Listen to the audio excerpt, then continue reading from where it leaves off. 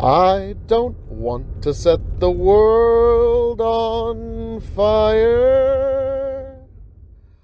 Please welcome Tom Dummey.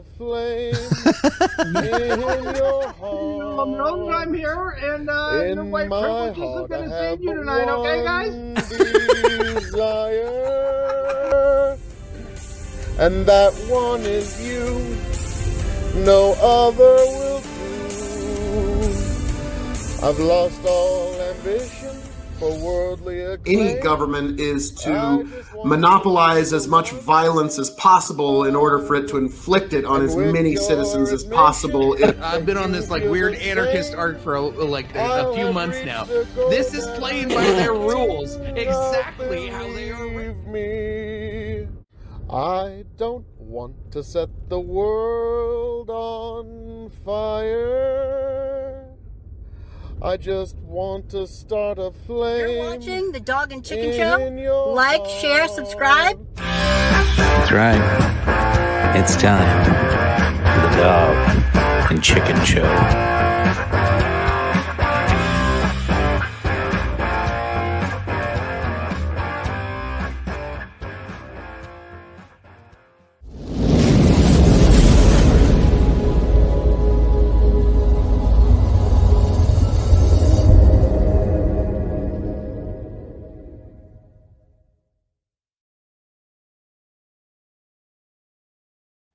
Welcome, one and all, folks, to the K.O.E. Nation for a very special, long time coming chill stream.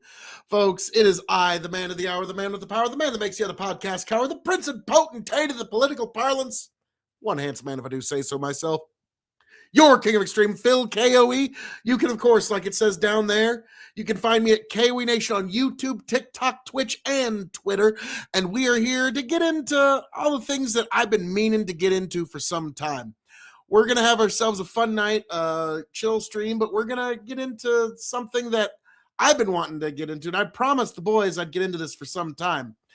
Dads Worldwide had a call-in show where I actually left two voicemails, and I'm curious about their questions. One's a philosophy question, and one is a dad's question. So I want to see where they went with this, and we're going to react to this for a little while, and then we got a couple other twists and turns. But let's get started with Dads Worldwide. It's worldwide. The first word in family management, family budgeting, insurance, bills, food, vacations, research and development, homework, emails, phone calls. We really got to talk about that. Oil change and ended up with a new car. Security. Doors are locked. Windows shut. House alarm is set. Fingerless gloves. Dads worldwide. Loyal listeners, possibly you. Welcome to another episode.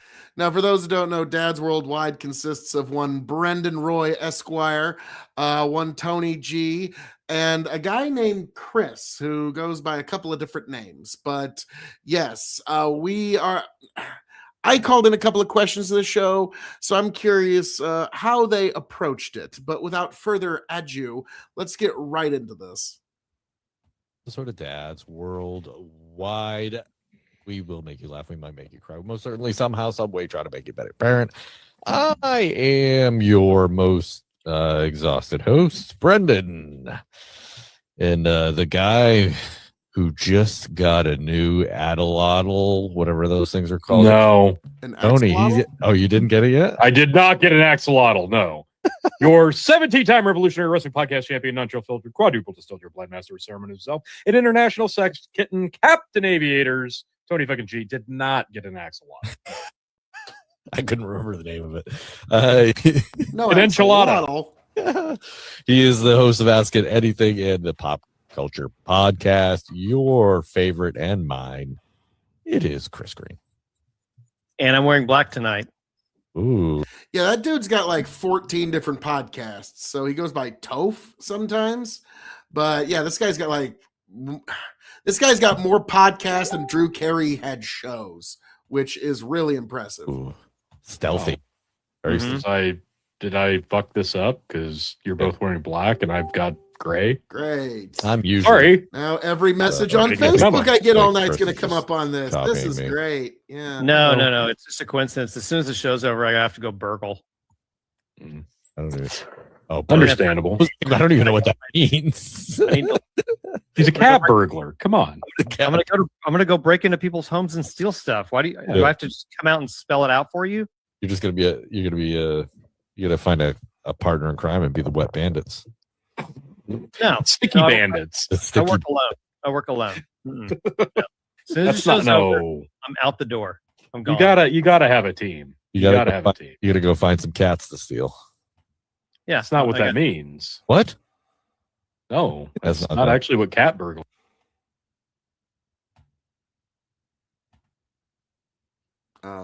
What?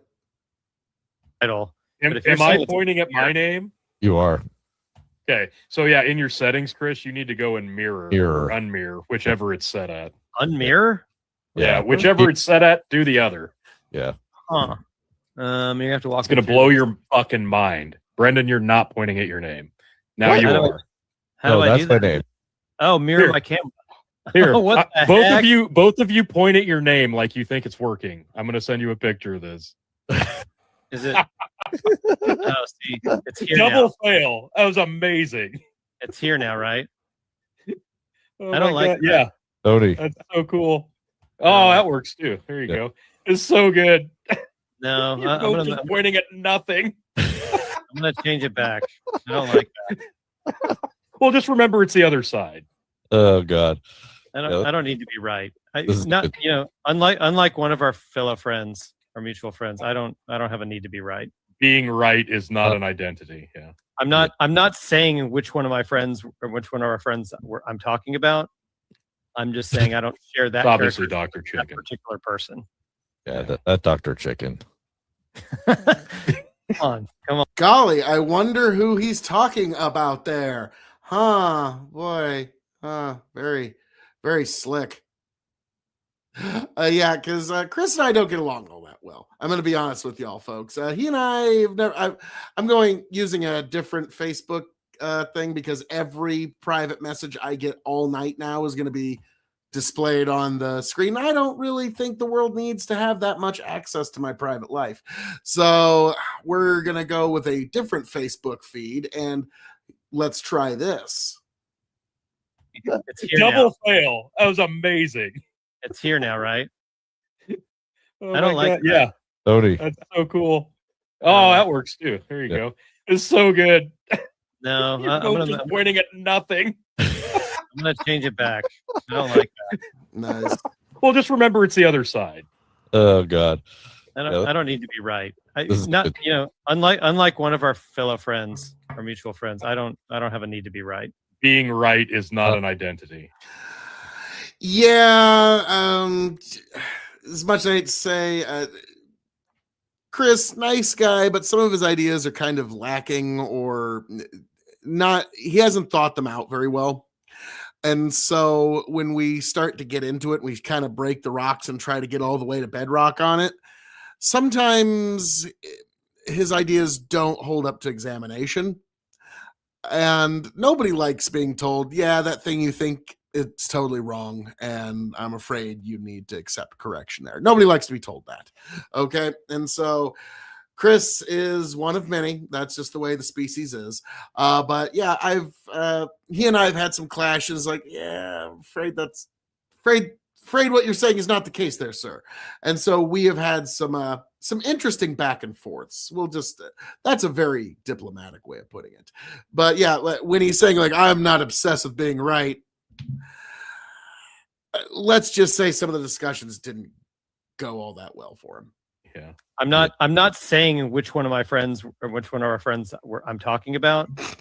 I'm just saying I don't share that. It's obviously character. Dr. Chicken. That would take too much bravery. Yeah, that Dr. Chicken. Come on. Don't do that. Far too much bravery. Don't do for that. Hey, I do have a piece of business. Do you want me to take care of this now or is just sometime later? Do it. Oh, drop it. Yeah, let's Drop do it it. like it's hot. So- Drop the heat. So I just want I'm going to pull back the curtain on my personal life just a little bit. Whoa. And so I just want to give people a general idea of how I spend a weekend. So here's what we did most of the day yesterday. My kids, I've got 3 children between the ages of 8 and 13. And we invented a game called lid tossing. So this right here, this is the top of we have a set of 5-inch small glass bowls with these Tupperware tops on them. This is a 5-inch Tupperware style lid. Okay. I don't remember who came up with this, probably me, because I'm an overgrown child. So I'm going to share my screen. How do I do that? How do I share my screen? Go down below. It says present Share or screen. Okay. Yeah. So share screen. Okay. Do I get to choose which screen? Yeah. Or is it sharing my screen? No, it will. It should give you the option of what you want to share. Both labeled exactly the same. Okay. So I'm just going to use this. Yeah. Okay. So you can see my screen here, right? Okay. Hold on. There you go. Now we're in. Okay. So you can see that. So do you see this red circle right here? Yep. This is my kitchen sink. Back here is I'm standing in front of the coffee table. If you back this picture up, maybe 3 or 4 feet, that's where we were throwing these lids from. Oh. Into the kitchen sink. Now, nice distance. Yeah, it's a pretty good. I don't know what that distance is. Maybe you guys are better at estimating things. I'd say 20 to 30 feet but I mean, that's a tough. Oh, I was going to say 25 yards. So let me just zoom in. So there's the kitchen sink. And so I don't know what you guys would assume. This is harder than it looks. Oh yeah, yeah. Well, yeah, especially if you got a fan blowing. We did not have the fan on. The fan was off. Okay, you did not add elemental issues. Okay. No, it was. You just. he just disappeared. He just deleted himself. I didn't know this game had a magic trick because Chris just disappeared. now you see me. Now you don't. The Magic Man. Magic Man. That was amazing. I didn't know where he was going with that, but Magic apparently it was to disappear. Sorry about that. That was not a magic trick. I was trying to stop sharing my screen. Well, you stopped everything. Yeah. Went a little too dramatic there. Sorry about that, folks. Okay, so that's harder than it looks. And here's the other thing. Even if you think you get into a rhythm and you think you're doing pretty well, it's not like shooting free throws where you can get really good at it and then you start throwing them in consistently. There's for some reason, like you can do it in little streaks and then you can't. But actually right before I hopped on here for dinner, right before dinner, me and one of my sons threw a few more and I actually got 3 out of 6. We have six lids. I got 3 out of 6. That doesn't sound that impressive. That's actually really impressive because I got the first. No, now my 11-year-old yesterday got 4 out of 6. Whoa! Ooh. We were playing 5 rounds where you throw six lids for 5 rounds. We've played games where one of us has only gotten like it in twice out of that's 30. That's 30 tosses. Out of so 5. We've gone 2 for 30 before. Whoa. So that's how I spent my weekend. And then we played Mario Odyssey. We also did that. I've heard that one's good. It's real good. It's real fun. Yeah. So basically, folks, I don't know what you assumed about me. Maybe nothing. Maybe you didn't think about it at all. I'm very immature and I'm basically an overgrown child. Thank you for verifying. I mean, yeah. I think Finland and maybe Australia, parts of Canada. What other countries did you piss off? I think they all assumed that. Singapore. I guess what I'm saying is if you made any assumptions that I'm a grown, mature adult that should be responsible for 3 children, you're wrong. You are so wrong. You're not even close. That doesn't apply to me at all. No, of course not. No comment. Yeah. Like I can literally waste hours throwing Tupperware style lids off of bowls. Well, I mean, I never made the assumption that you're saying. It just sounds like living your best life. And I think there's probably people who are like, man, that sounds amazing. When was the last time I threw Tupperware? I mean, in not in anger, in an effort to show my dominance over my children, right? You know, I get. First of all, you're right. I think I am living my best life, Tony. And another way that I would say it is, if you're not living your life in a similar manner to what I just explained, you're trying too hard. You're just fine for to. sure. So Yeah. there you go, folks. There it is. That activity is a metaphor for my life right there. Tupperware lid sink throw. Mm-hmm. I hope you have a better name. We just call it lid tossing. Oh, okay. And, All right. That's way better. Yeah. So there you go. Ooh, analytics. Here we are, folks. Ooh. Those are big numbers. Wide. Speaking, we had 40 listens today, which last I looked at it was 0. So that's hey. Yeah, the last couple was weeks off today. Pretty crazy in Vietnam. This is baffling to me. What happened? What did we do? I don't to make Vietnam so happy, because they love us in Vietnam. Yeah, you guys, you've broken through in the Vietnam demographic. What can I say?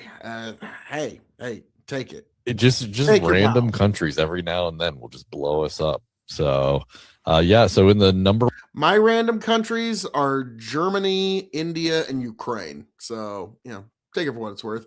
Now, I remember one time it was like 2% of your views this month were from Ukraine. I was like, was that just Dylan Burns looking at my channel on his phone?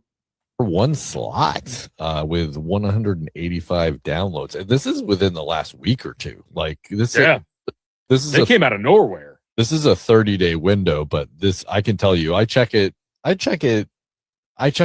least weekly. Excuse me, and Vietnam was not on the radar. I'm gonna tell you that straight up. They were not in the top 10. United States comes in the number 2 slot at 73. That's weak. That's what they're known for best when it comes to them in Vietnam. They come in second. Damn. So true. That's an underrated joke right there, folks. That is very underrated. Thank you. Yes. Bangladesh with the number 3 slot at 13 downloads, and then Iraq in the number 4 slot, and I would say 2 days ago they were in the number 9 slot. Man, so to your credit, guys, I don't think I've ever seen Iraq in my analytics ever. So war on terror. Kudos to you. I'm just a lot of Asia here. We got 1, 2, 3, like 4 or 5 representatives from Asia. This is incredible. Hey, you remember when I suggested, hey, we should do a Vietnamese listening party, and you guys told me I was an idiot? I don't remember that conversation. Just saying, you should listen to my. Actually, I think it was the opposite. I'm gonna say I'm not gonna say that it didn't happen. Well, Brendan, you were asleep. Yeah. Well, then that would explain a lot. That makes sense. No, I was like, hey, we're getting a lot of listens in Vietnam. We should do a Vietnamese language listening party online. Yeah. Oh, I do remember that now. I said, yeah, fuck those commies. That's what he said. Yeah. That didn't happen. Yeah. No, it was nice. It was nice having you, Vietnam. Thank you for. Wouldn't you love to meet the 12 people in Iraq that listened to your show recently? I would love to. I want to meet those 12 Iraqis that are listening to the show. Well, it's funny, Chris. You say that. There's a way we could impromptu meet you. Send all of your comments to Dads Worldwide. Just jump on there, and you could leave us a voicemail, send us an email. There's so many ways to get a hold of us. We'd love to hear from you. Preferably. From those top 5 countries, we definitely want to hear. Let's get some voicemails in from those top 5ers. And in the top 5, Mexico tied with Iraq with 12. Olay.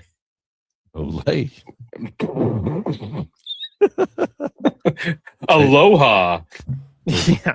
That's Au revoir, Mexico. Yeah. Olay. Sacre bleu. Nothing like Spain. Olay. Fighters. Germany coming in number 6 with 9. Uzbekistan 8. Another Asian. As expected. We're big in the stands. Brazil. They stand the stands. And Ukraine. Hey, they're back. All right. How do they have the infrastructure to listen to our podcast? It's really neither here nor there. How? I'm just glad that they are taking the time. Should we thank Elon Musk for them having the ability to listen to our show? Is there a Starlink? Possibly. Here. But we also need to think, is this Pakistan here? Or It is Pakistan. Yeah. Right. Tied neck and neck with Ukraine. So there you have it. The bottom. Yeah. But yeah, I mean, what just more proof that we are actually worldwide. International. Yeah. Do you have a state breakdown within the United States, Brendan? No, it doesn't get that specific. Okay. That's bullshit. I probably could get it, but I refuse to pay for certain things. Yeah, I'm with you on that. Yep. So yeah, that's an advanced feature. So Advanced. yeah, that's fair. They want money and they can pound sand. No, that's also fair. Yes, definitely. In no uncertain terms. Yeah. Yeah, so that Blueberry is the company that I use to post my it's a plugin on my WooCommerce, or not my WooCommerce, but my WordPress website. So, but they are free analytics, and it used to be that I could actually look up by episode how many people were watching each episode. Now I can only get the last like 4 or 5 episodes. I have no idea. Really? I have no idea what episodes anyone's listening to. It's pretty hilarious. Yeah, it's yeah, it's insane. So Brendan, speaking of websites, yes, how's it going? Well, I don't have great news. I don't have great. I'm so glad you brought it up. I wouldn't use the word great to describe the news that I have relating to the website that I've been promising for the last 3 years. Oh, I would have told you at this, until recently, it was probably 50-50 that I was getting a website. That percentage may have dropped into the single digits. Oh, wow. Yikes. Yeah. I don't feel super confident that there's a website coming, maybe ever. Ever. Yeah. Well, you do have a link tree, though. Well, that's what I was going to say. Is thanks to my online hero, Tony G. He said, "Hey, dummy, why don't you set up a link tree?" And then I kind of ignored him. And then more recently, he said, "Hey, dummy, how come you still haven't set up a link tree?" And I was like, you know what? He's right. And so I finally spent some real time setting up a legitimate link tree, which now I have. Of course, Tony's is directly below his name. I'm still not smart enough to put mine next to my name, which I think is here. It's here. Yeah, it is there. You are correct. Yes. I'm still not smart enough to post it on screen while the show is on. But I do have one, and I would have originally up to this point said, "Hey, that's kind of the proxy. That's my proxy for my website. That it's definitely coming soon." And now I'm saying it's probably my website. There you go. I'm glad we made it official. Yeah, it's not official. I still got a snowball's chance in hell of getting a website. I'm calling it official. Okay, CNN. Let's talk about there's still a chance, okay? That was good. All right. But I think we're probably an episode or two of this show away from me officially calling it. Yeah. I'm not ready yet, but it's coming. It is definitely trending in a certain direction, and that direction is not the direction I've been representing up to this point. Well, I mean, I did offer to give you an awful one, but why you didn't accept? Yahoo geocities.com/ Well, and I've already apologized for Tony for ignoring his Linktree address. I think in short order, I'm going to be apologizing to you for turning down your offer to make me a terrible website. I mean, I did Daz Worldwide website. I did my my business website, and I did my other business website, which is Opals. If any of you are crafters and make pens or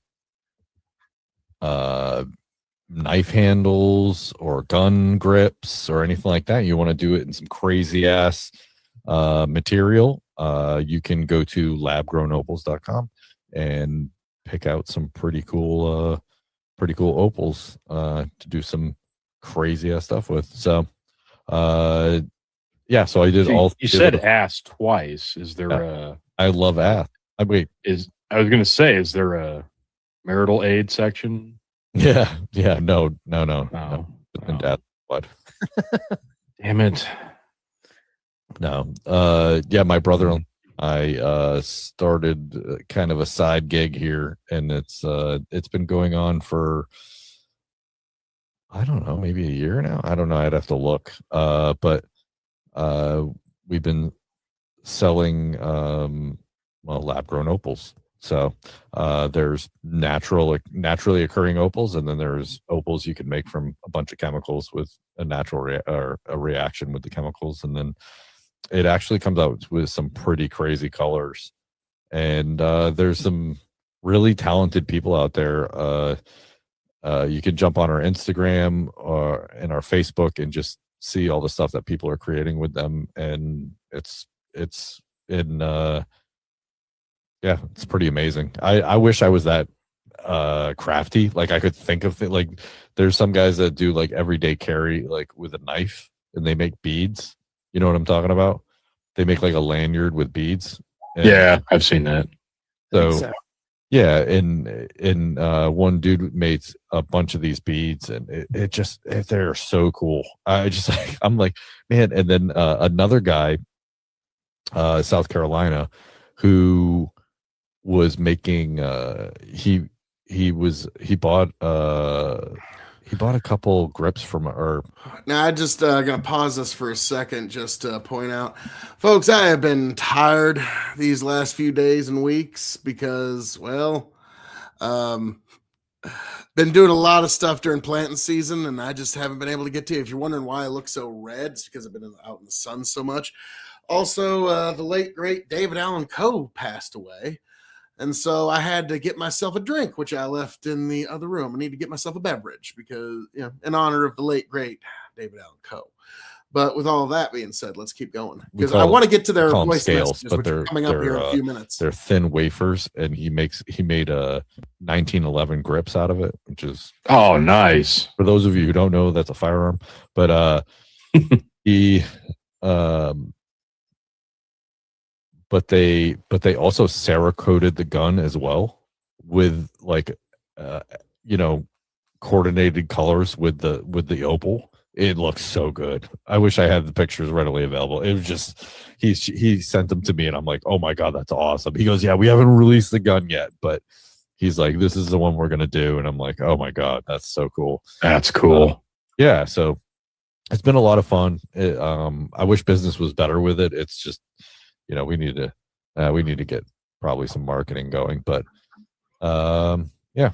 Well, what better place to plug it than right here at Dad's Worldwide? Right here, Dad's Worldwide. Obviously, Vietnam. Get your orders in pronto. We ship internationally. Boom. Boom. Looking at you, Bangladesh. We're looking at you. Listen, Iraq, you don't have anything going on. we know. Make some pens.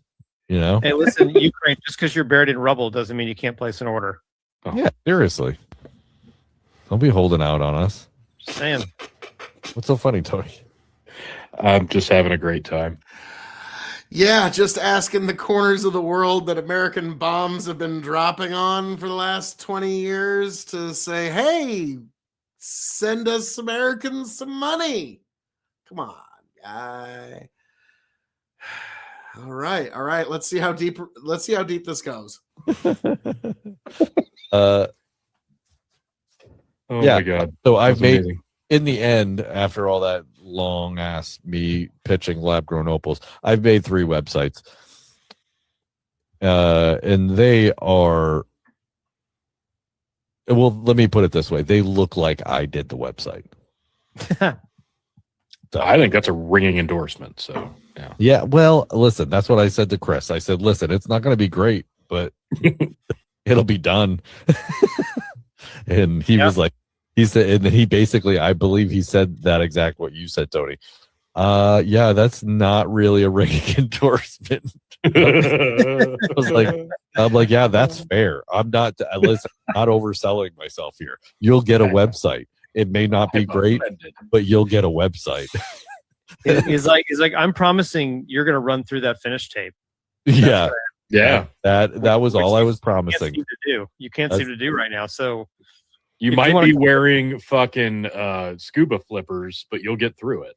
Yeah. Well, I mean, basically what you should have said is, hey, let me make you a website. Then you can compare it to the website you have right now and decide which one you like better. Fair enough. Right. I should have done that. Yeah. If I may plug, just sorry, real quick. No, it's okay. I would offer to do it now. I just don't have the time. So I do not want to make I cannot keep. So I just missed your opportunity. Yeah, I literally the window closed. I'm very regretful at this point. I can't. Or better yet, you could offer now to do it, not have the time to do it, and honestly, would Chris even be disappointed because that's what he's been used to? So yeah, that's fair. Really, no harm, no foul. Yeah, no, it'd actually be very similar to my current website. Right, and at the end of the day, I still look like a genius. That's true. There's no arguing that. I don't even know how to fit in on this one. I don't know how you fit into this. I recommended the link tree. There is a link tree. I had very little to do with it. Correct. It exists though because of me, I feel. So there you have it. It wouldn't exist without you. I'll say that. Exactly. To me, that's essentially mastermind creator.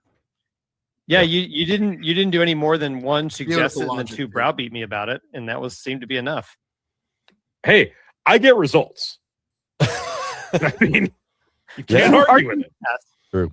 He will browbeat you into submission. But if I may mention my latest project just briefly, because I think it's one of the best things I've ever done. And the first episode came out last week. I mean, obviously I've known about it for a year because that's when we originally recorded it. I'm just telling you, it delivers. It's really good. Trey Hodge tells some outrageous stories. Just the story of his first 11 minutes of his real estate career is as good as most crazy stories that you've probably heard. And then it just goes from there. It's blown out of the gates and then stalled out at 13 listens. So I'm super disappointed because it actually is really, really good content. Like, he's a great storyteller. And I actually did have Josephus, Brendan, listen to the show. And at the end, he texted me and said, please tell me he's coming back to tell the rest of his stories. Like that was his response to hearing it. And that it's true because Trey, and I talked to Trey and he was very, very happy with the episode. And he said, listen, I've got tons and tons more stories. I said, you know what, Trey, you should probably just, if we do multiple seasons of this, which who knows, maybe we will. I said, Trey, why don't you just plan on coming back every season? We'll just do a Trey episode every season. He goes, no problem. I've got lots of stories. And he does. And he's one of the best storytellers I've ever heard. Like, the guy just has content for days. So don't get discouraged by the fact that the first two words of the title is real estate. Focus mostly on the word raconteurs, which is witty storyteller. That's what that word means. It's some of the best storytelling you've ever heard. I promise. I'm excited to listen because I got up on my shit finally. I'm so excited I can finally. Yeah, no, I mean, hey, you know what, gentlemen, this is something is a good point of reference for a totally different reason, for a completely different reason. If you like the J6 interview, you're going to love this interview. It's the same level of quality, but in a totally different category. Excellent. Perfect. Yeah. Because, folks, if you haven't listened to that J6 interview, yes, you need to. Like, imperative that you need to listen to that. It is vital. Absolutely. It is required listening because there's still people who don't truly grasp the consequences, the realism, and still hold on to a lot of the narrative that was pushed by the media and the talking heads. And it's really so much more interesting and realistic to get an actual firsthand, and one especially that was as close to a lot of the chaos as you had the distinguished honor of getting on an interview. So I cannot recommend it enough. I've said this many times before. I can't thank you guys enough. You've promoted it more than anybody, including myself. Uh, but I feel like I think this is true. Now, you guys, please disagree with me if you feel like you need to. I think what's true is that I have the only comprehensive wire-to-wire interview of anybody that went from should I go to Washington D.C. all the way through prison to receiving a pardon and getting released from prison, and all of the details in between. I think I'm the only one that captured, because it's I'm just going to tell you, it's a 4-hour interview, so it's very long. But if you can get through, you will have to do it in parts. That's fine. It's worth. I mean, listen, if you can get through a Sean Ryan or Joe Rogan interview, you can get through this because this is captivating storytelling. And the other thing I'll tell you about it, there's a lot of elements to it that are just different than you thought. And this guy was front row to the entire experience, including what happened to Ashley Babbitt. So this guy was there, and I did a full comprehensive bell-to-bell interview of his entire, front row, first person experience with it. It's one I want to go back to. That's how good it is. I was putting in a backflow and 2 outside faucets, and I listened to that episode, and it went like that. That's how good it is. Like, you don't, Chris, you'd say it's 4 hours, but it does not feel like 4 hours.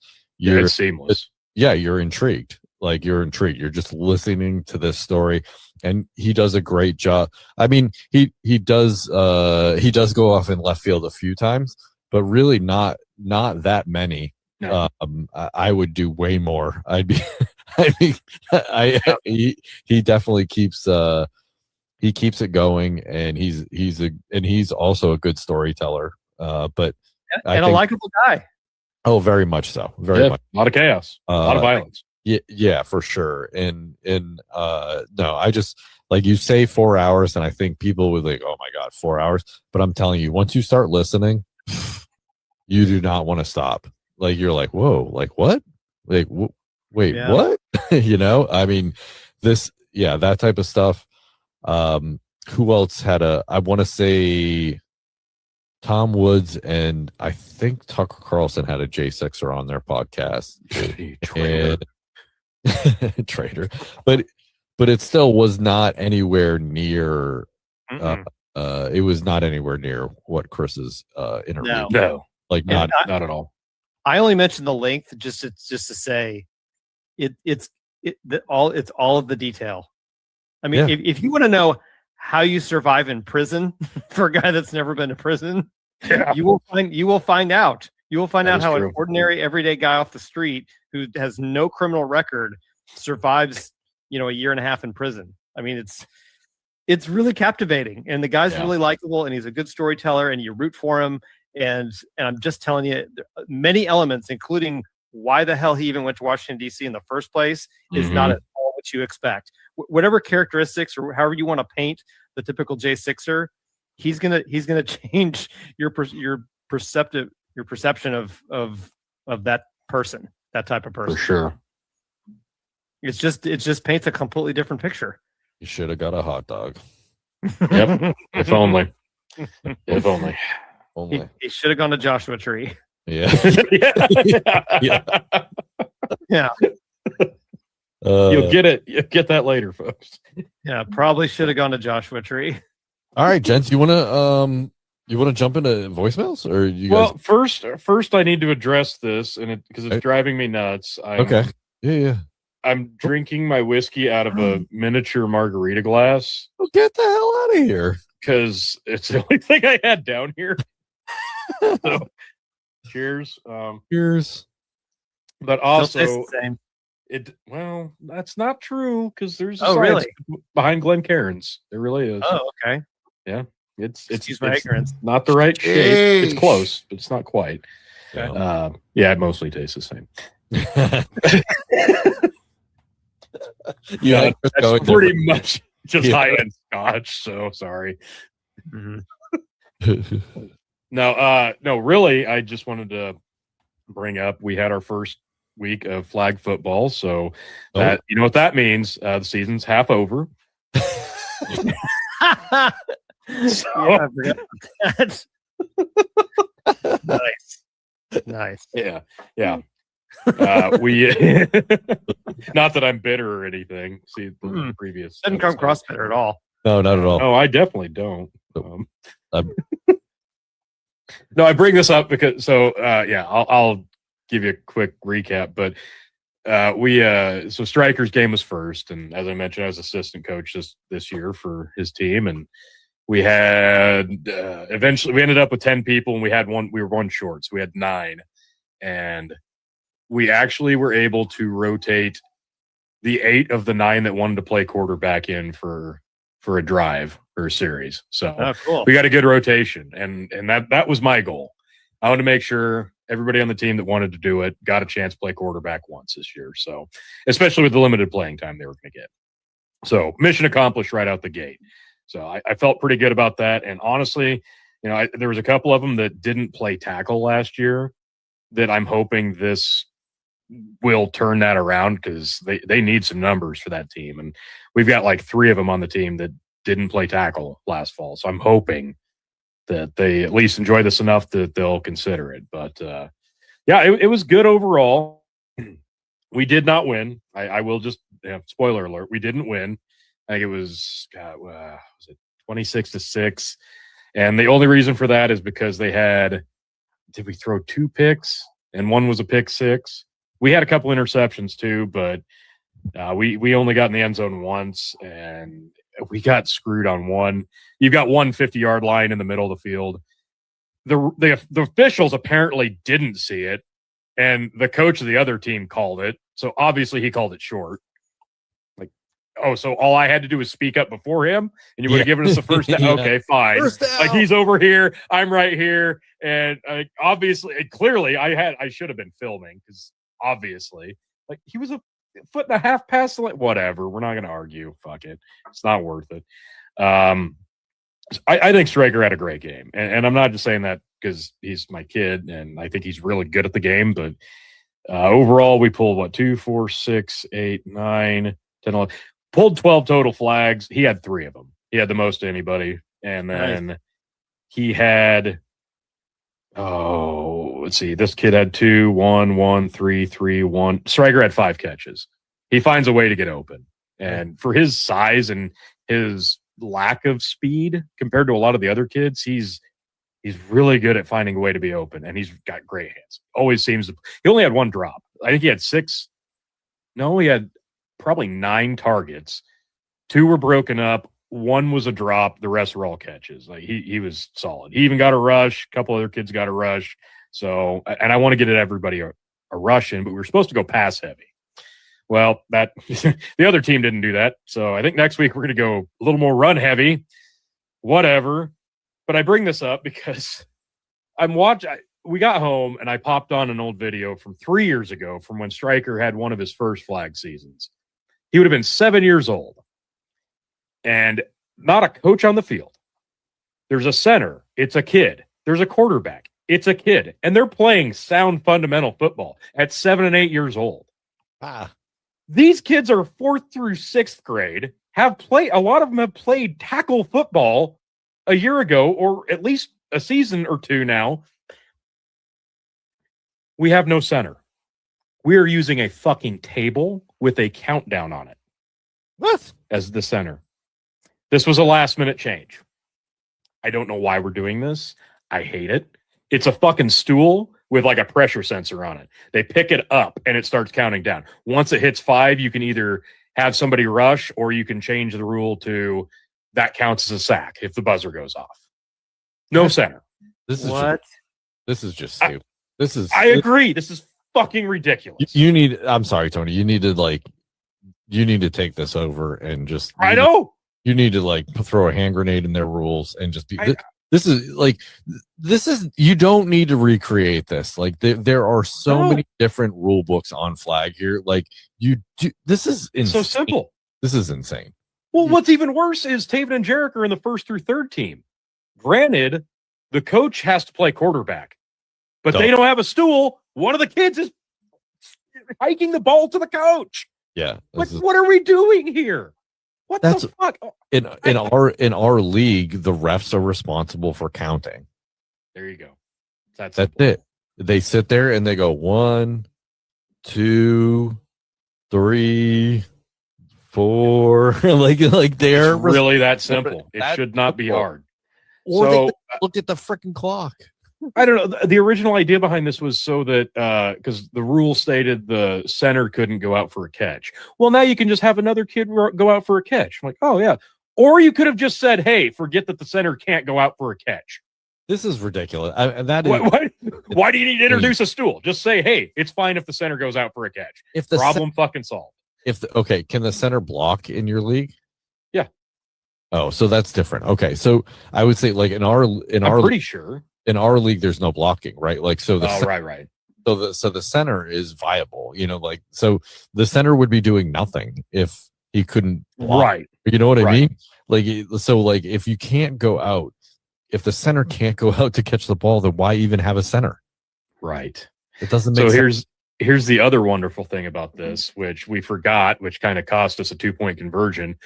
They had everybody covered, and finally the guy we had in at quarterback, he ran into the end zone to get the 2 points. Well, you can't do that. Nope.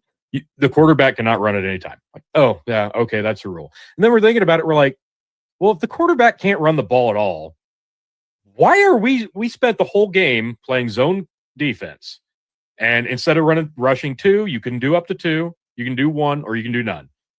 I decided, hey, we're going to send 1, whoever's in the middle on zone, you do your count. If it's still a pass, then you rush. And then I'm like, we were talking about it after, like, why are we even sending a rusher? Because the quarterback can't run. So if we know it's a pass, just have another guy out in coverage. What's the fucking point? Why are we rushing? There's no reason. Well, the argument is pressure, right? Sure.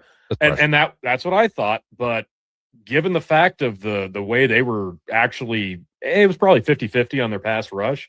And I'm like, they weren't doing that great at passing the ball anyway. Overall, I'm like, we really don't need the pressure.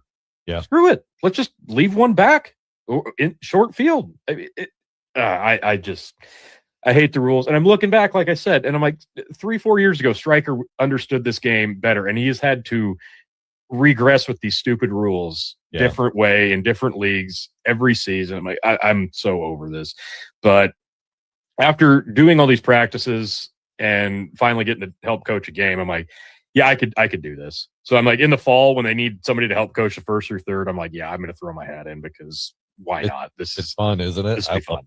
I had a blast. I really did. I enjoyed the hell out of it. I had a lot of fun. We told them, in the last practice, like, look, we're not going to play this game all asking to be quarterback or all getting to no. When it's game time, we're going to tell you what to do. That's what you do because there's only so many minutes in the game. We're not going to waste half our time complaining. We've got it all drawn up. Don't worry about it. And to their credit, they listened pretty well when it came to game time. And I was blown away. Zone defense, they did phenomenal. Granted, the score didn't reflect it, but I thought they did excellent in terms of especially pass coverage. Now, granted, I knew they were going to struggle defending the run because they had like 3 or 4 kids who can really, really run the ball. So we knew we were going to get hurt there if they did it, and they did.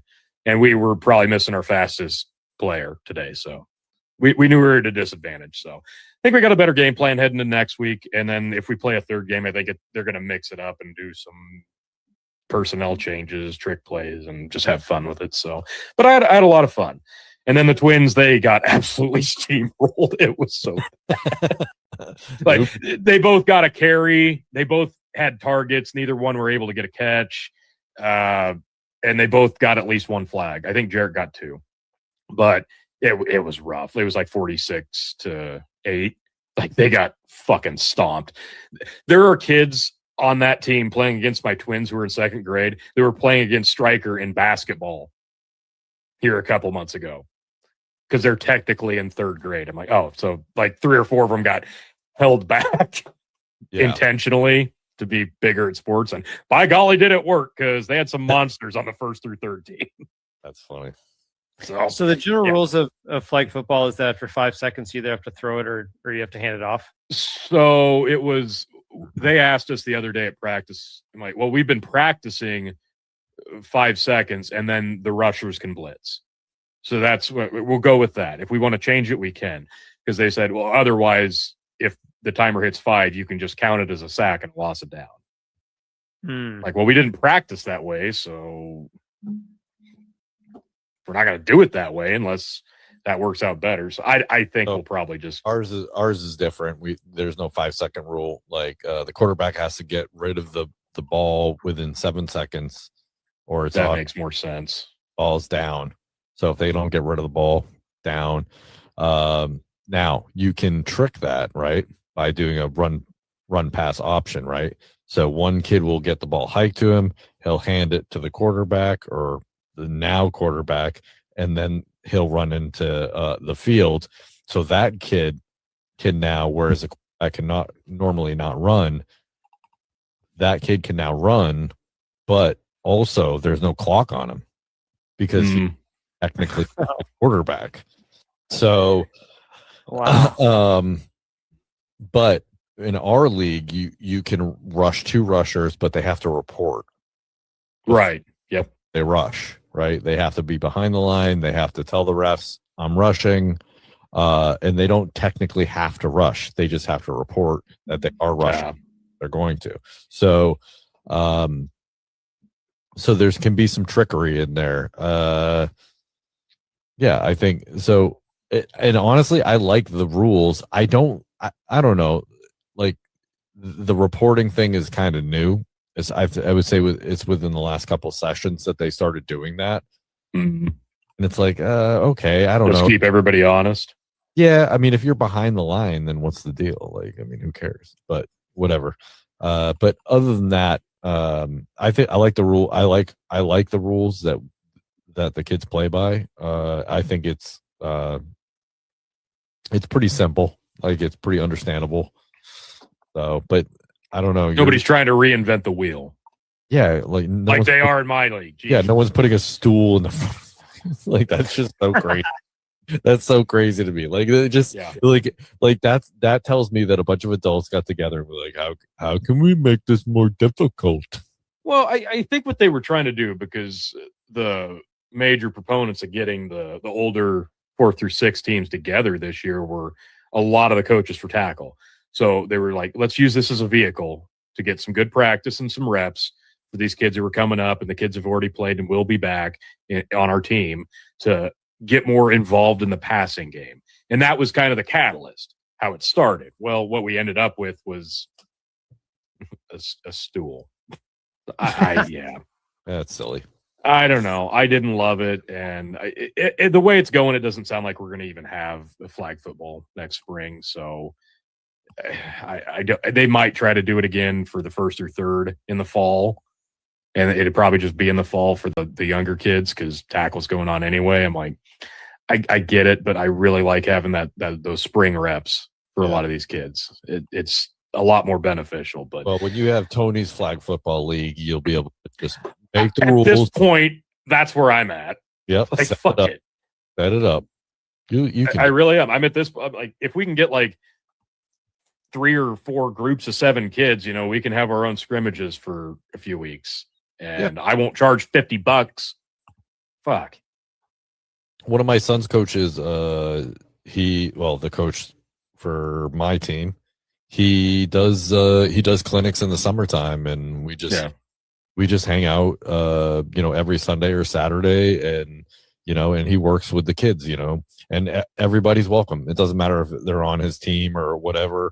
That's awesome. And he wants to just. If kids are even interested in flag football, like, come on, so a lot of times I'll, take the older kids, he's with the younger kids, and the younger kids when I'm older kids, and, we'll just, go back and forth and just work on different things. And it's just it's a good time. And like you said, it's just good to keep him going, keep it fresh. Yes. Fresh. Yeah, for sure. So cool. All right, if we're good to go, let's do some voicemail. I am ready. Let's dive in. I'm excited. Are you saying we're out of time for banter? Is that what you're saying? We are way out of time. Oh, yes. We're here. The voice messages. That show. I'm looking forward to it. Sneaks up on you, doesn't it, Tony? I do. I miss it too. What? I have a lot more banter I wanted to offer. we don't have time for it. I have not listened to these, so this is going to be. Oh, these are fresh to you too. I love it. How many we got? Listen, I gotta be honest with you. I try not to listen to them. Same. When I get them in and it's a new person, I'll listen to it real quick just to like get like a little bit of it, and I'll be like, okay, legit, boom. I'll just like Sure. But other than that, yeah. And when Leslie accused me of somehow you cut them off. Listen, we're almost 300 episodes into Dad's Worldwide. I don't edit the fucking show. Okay? There's zero chance that I'm editing voicemails. That's true. Zero chance. Can verify. Yeah. Yeah. Okay, here we go. First one. We got 4 today. Oh, Quattro. Hello, Dad's Worldwide, if that is your real name. This is Chance Joy, spreader of peace, love, and equity. So, Hey. I am just here to express my unbridled support for that philosopher king or philosopher queen, or I'm not quite sure. I'll have to get back to you on that one. That's great philosopher Leslie Manbeard. Why? Why are you being so hateful? Why are you being so... I cannot believe it. Such amazing ideas come from Leslie Manbeard. And I have one question for you. This is my one question for you. Dad's Worldwide, have you checked your privilege today? Don't think so. I don't think so. You probably haven't even done a land acknowledgement, have you? No. So, I just want you to know that I find you disgusting. I'm going to try to get you canceled everywhere. I want you even canceled in your own home. I don't even want you able to talk to your own families. I want you that canceled. Sounds like every Twitch streamer I've ever met. Peace, love, and equity. Well, first off, Chris, I'm sorry your new show's been canceled. It had to happen. You know, it was bound to happen anyways. Hey, you owe me a Coke. I didn't want it to happen like this. Yeah. Well, I mean, it is massive supporter of Leslie Manbeard. Chance Joy just came in like a wrecking ball and canceled all of us. Everything. Yeah, came in hot. I do want to say I'll be the first to do a land acknowledgement. My home was originally occupied by a house flipper, and then before that, it was owned by a nice woman named Melva Manning, whose husband died. I think that's what led to the house being sold. The house flipper from who I bought it from. I don't know how far back you have to go in order for it to be a legitimate land acknowledgement. I can go back at least as far as Melva Manning. Yeah, I murdered the people in order to get my house. Right, of course. Okay, a little different. Not what I expected. Yeah. I feel terrible. I actually have not checked my privilege in quite some time. And it's one of those things. It can get away from you. It can get away from you. So Chance is not wrong. Well, you're what? Yeah, which is all the more reason to check it. Check it. We're very disappointed. I will do better. I will do better. I promise. It also sounds like Chance is a big fan of Leslie, a caller into our show, but not actually one of us. Well, but also saying that clearly we're treating Leslie unfairly, but I mean, last week Chris kind of professed his love for Leslie. Yeah, that's true. I don't remember that is doing true. Things I didn't know. Well, I mean, it was or like it was implied. I felt it. I felt a spark. I did. Yeah. I'm not going to acknowledge that. Look, you don't have to profess your feelings for Leslie to us. Yeah, you don't need to. I haven't professed already towards anyone recently, so Leslie or otherwise. So I could just tell you, it was misunderstood. Whatever you think you thought you felt or perceived, any thought you think the case. The mystery romance continues, I guess. Nope. There's no romance, mystery or otherwise. We're not doing that. No. All Here's the second. Am I a fan of the calls that we're getting? Absolutely.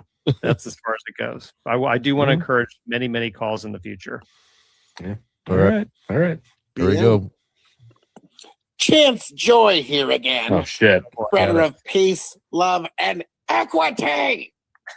Of course. Speaking of equity, Dad Worldwide, if that is your real name. Okay. So, Dads Worldwide.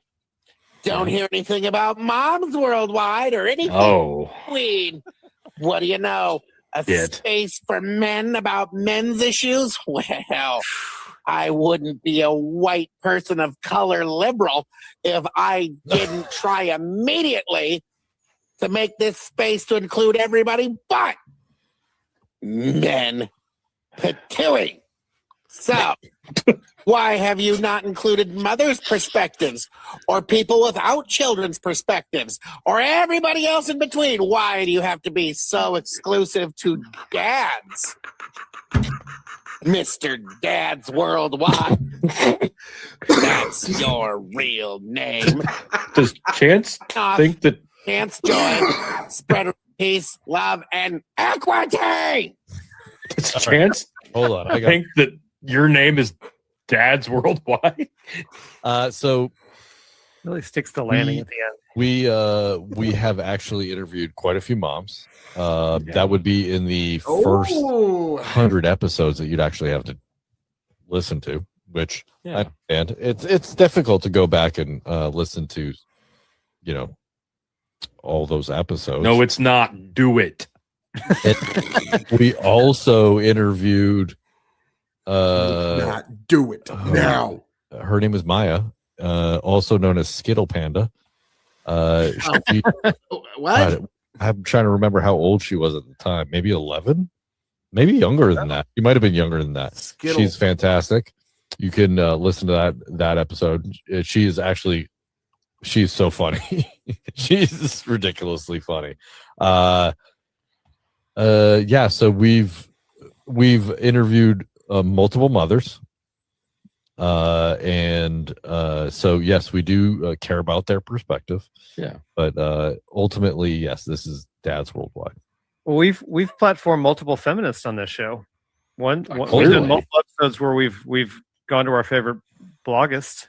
Yes, that is true. We have done more for Zwan Villainous than she, they, them's done for themselves. And then was it your? Of course, I wasn't here for those episodes, but I really enjoyed them. Was it your friend Brendan or yours, Tony? What was her name? She's been on twice that I know of. She was great. Kay. Yeah, Kay's been on several times. Yeah, she's also a mother, and she is. Now, something that I don't know. It's a little funny to me. I finally figured out who it was. It was Kay Fellows, where she said that she was a Latinx influencer. I was like, really? Because, I mean, to me, she looked like she was she's white. And it's like, Latinx influencer. And so we talked about it a little bit. And she said it's because her grandmother was half Hispanic.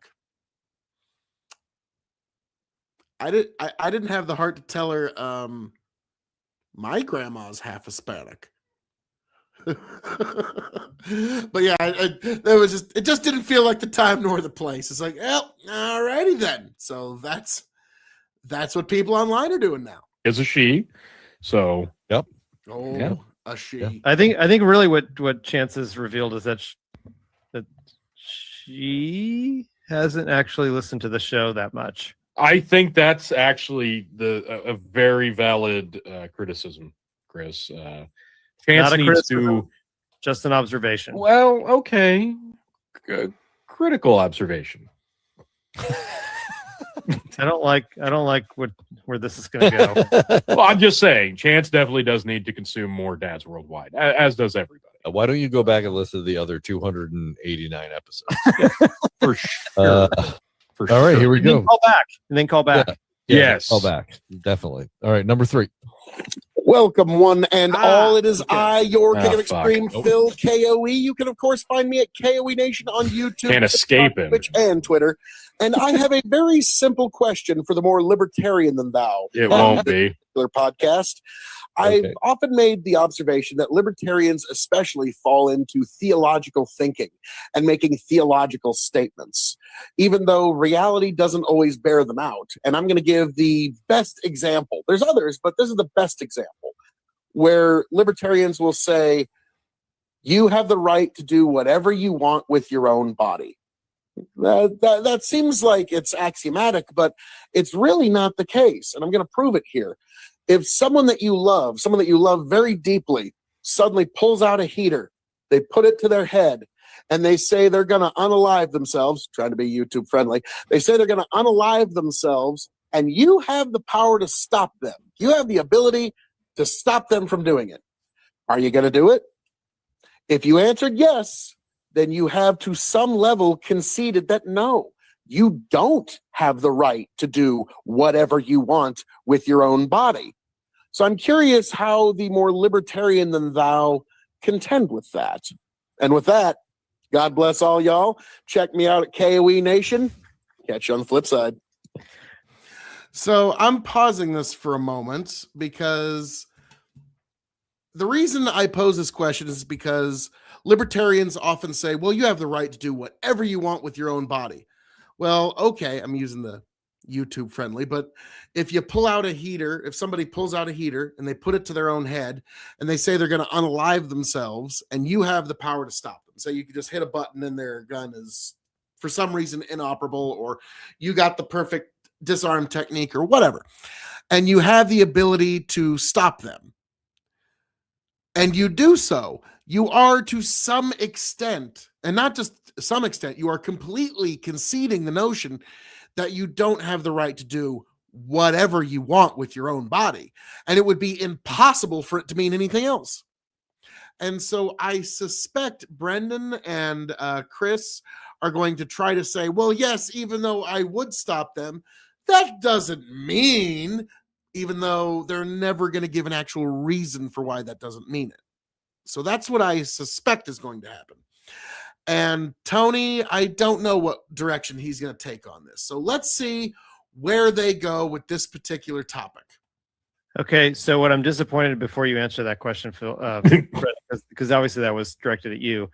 I'm disappointed that Phil didn't guess what your answer was going to be before you answered. Didn't have enough time. Like that was. I didn't have enough out of his voicemail. You just. I did not have enough time. I only have 90 seconds to record one of these.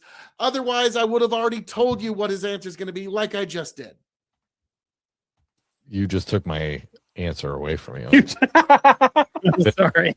Thought was going to be my answer. That was going to be. Guess what I'm going to say.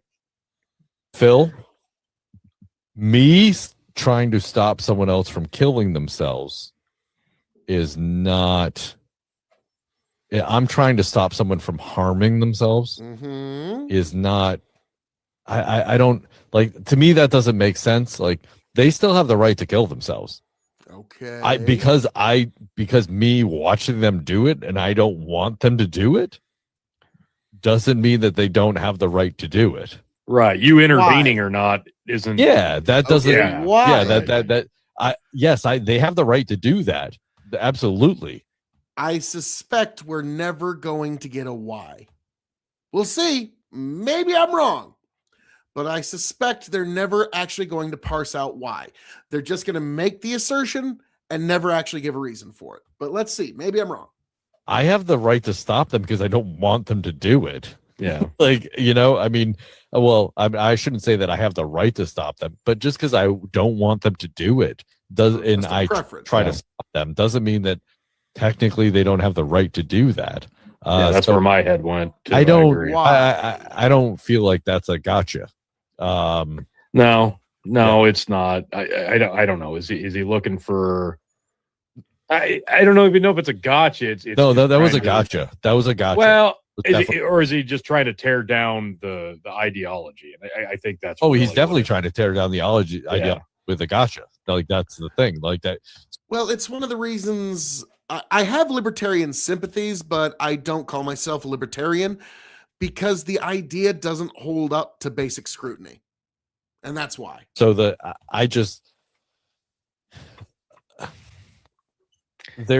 are libertarians out there that believe that you can sell yourself into slavery, that you can be a hook. Yeah. And you can literally do all those.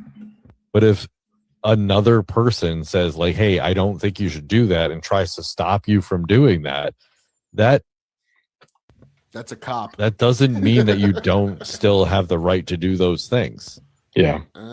Would you classify abortion, unaliving yourself, genitalia mutilation? Would you categorize those things all as the same thing?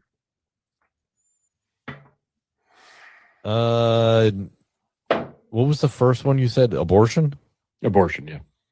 Oh man, that is No, a tough they're not one. the Okay, so same. like me personally, I wouldn't put those the same. They're not categorically the same, but they are all negatives. unaliving yourself and gender mutilation.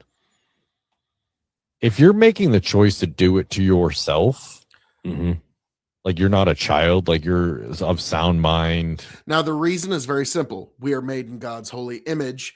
And so to do so is to desecrate to desecrate God's holy image. So I have a very easy ABC reason for why. Well, Right. I don't know. I don't know how you'd be of sound mind. Fucking Yeah. Fair. So I'm sorry. I said that, and then I was like, I just, you can't be. One is self-ending, one is self-changing. If we want to abortion, though, no, I don't. I don't think that's. See, I don't categorize him as. I think he's trying to lump a lot of things in. Listen, I don't agree with abortion. Like there's libertarians out there that say that you can do it, and I do not agree with that. I do not. I'm not on board with it. I am not on board with it. But then I am definitely conflicted with this one. Like this is one that this is tough for me because I don't. But then on the other hand, I don't want to tell another person what they should do with their life. For me, that is the Eventually you're ultimate gonna hard have to. choice.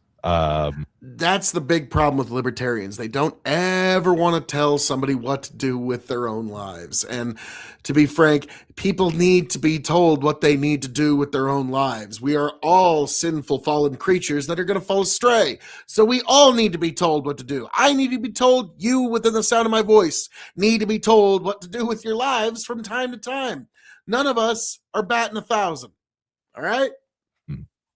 But then having children, I just fucked, man. Like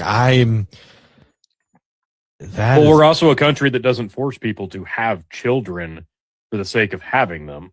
We do and have kind of gone the wayside in terms of saying you can't stop yourself from having children if you do impregnate each other. However, nobody's forcing parenthood on anybody who's capable of doing it. So I think there's a lot more freedom here than.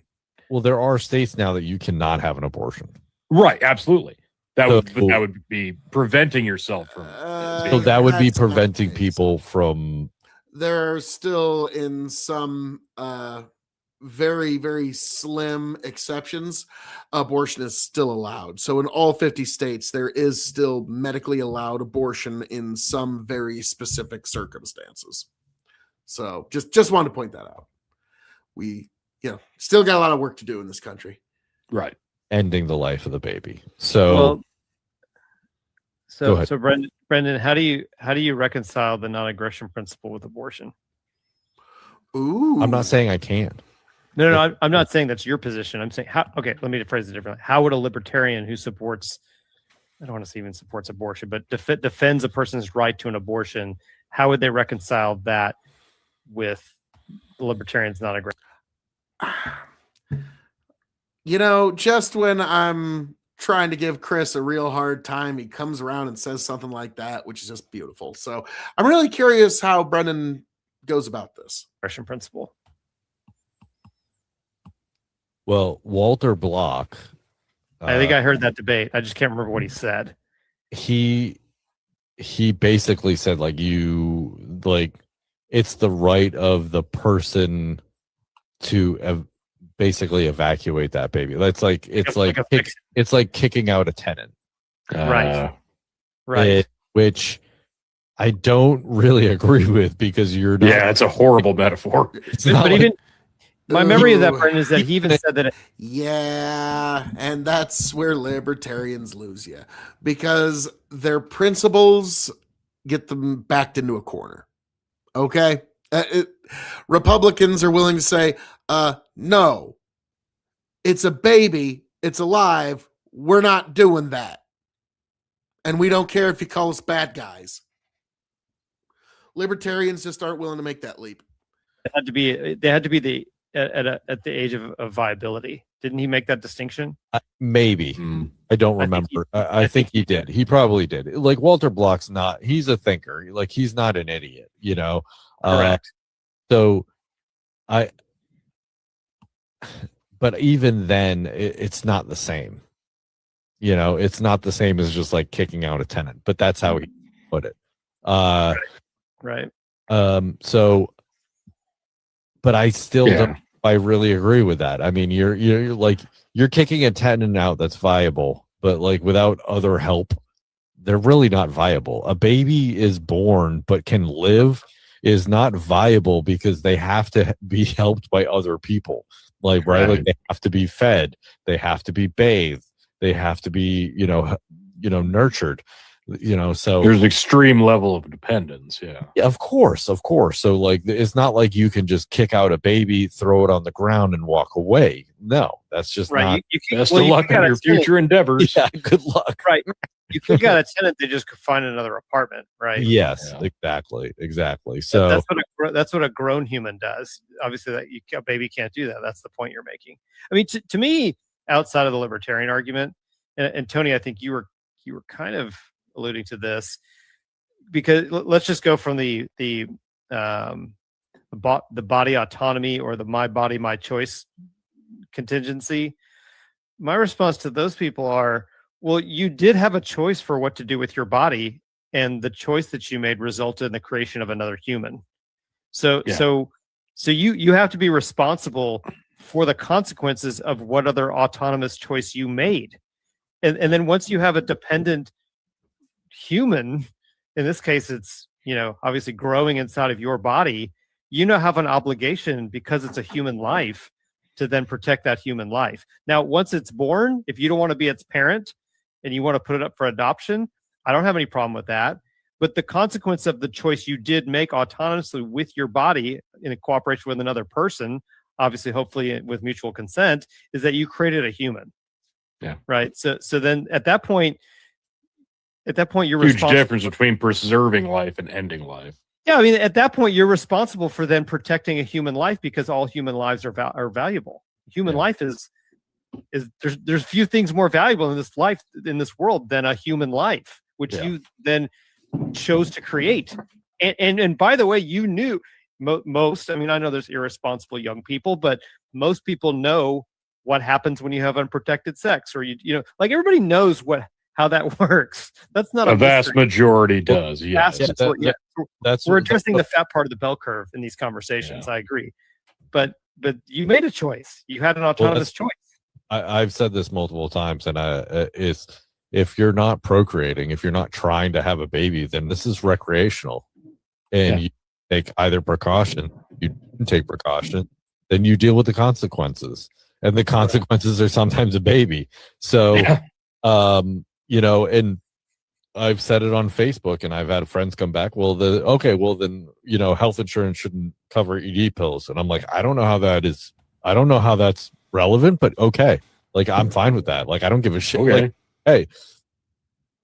When people say that they consent to sex, but they don't consent to getting pregnant, that's like saying you consent to investing your money, but you don't consent to any loss. It's like, no, that's a risk that comes with this particular action. Okay. If you invest your money, it comes with the potential risk of loss.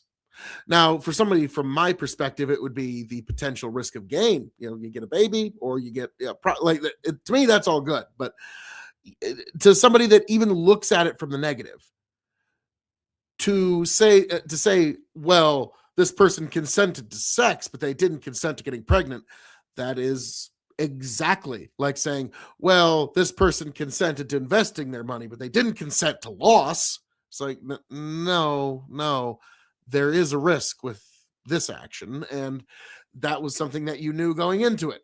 So that's what I would say. Like, because you can literally go to Walmart and buy the pill for like $9 without a prescription. Yep. Not without you have to get a prescription, but like you can get it. It's so cheap. Like the pill is cheap. Okay. The pill is completely cheap. Condoms are not expensive. Yeah. The pill is cheaper than Plan B, but people are more. It feels like people are more inclined to go get Plan B than they are to just simply take the pill. Which I don't understand. Yeah. Right. It's not meant to be a contraceptive. It's not. Correct. Which one? Plan B? Plan B, yeah. Yeah. Okay, yeah. I'm like, wait, what? Yeah. No, would you say that an overwhelming majority of libertarians are anti-abortion or pro-abortion? Or do you think it's somewhere 50-50? Yeah, I don't even know. I don't think I can quantify that. I don't think I could either. Like, I got to give Tony credit. That's a really good question. Because I don't think you could get a square answer. If you put 50 libertarians in a room, you'd get 25 different answers. So yeah, good luck with that.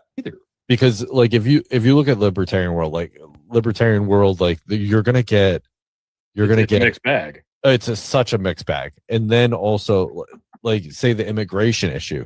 There's libertarians. All the hot buttons. There should be an open border. See, and that's the problem here. That fucking blows my mind. But then there's right. So there's libertarians that think there should be a closed border. There's libertarians that think that abortion's fine. And then like there was a debate that I listened to that I want to say it was between Dave Smith and this other woman. I think it was Dave Smith. Maybe it wasn't. But this woman that had 5 abortions and she was like gloating about it. Like, yeah, I'm proud of this. And I'm like, okay, you're like gloating about a kill count. Nice. Like, yeah, it's one thing to like say, like, listen, I did it. I'm happy I did it because like it wasn't a good time for me, blah, blah, blah. Like I can get that like that one time.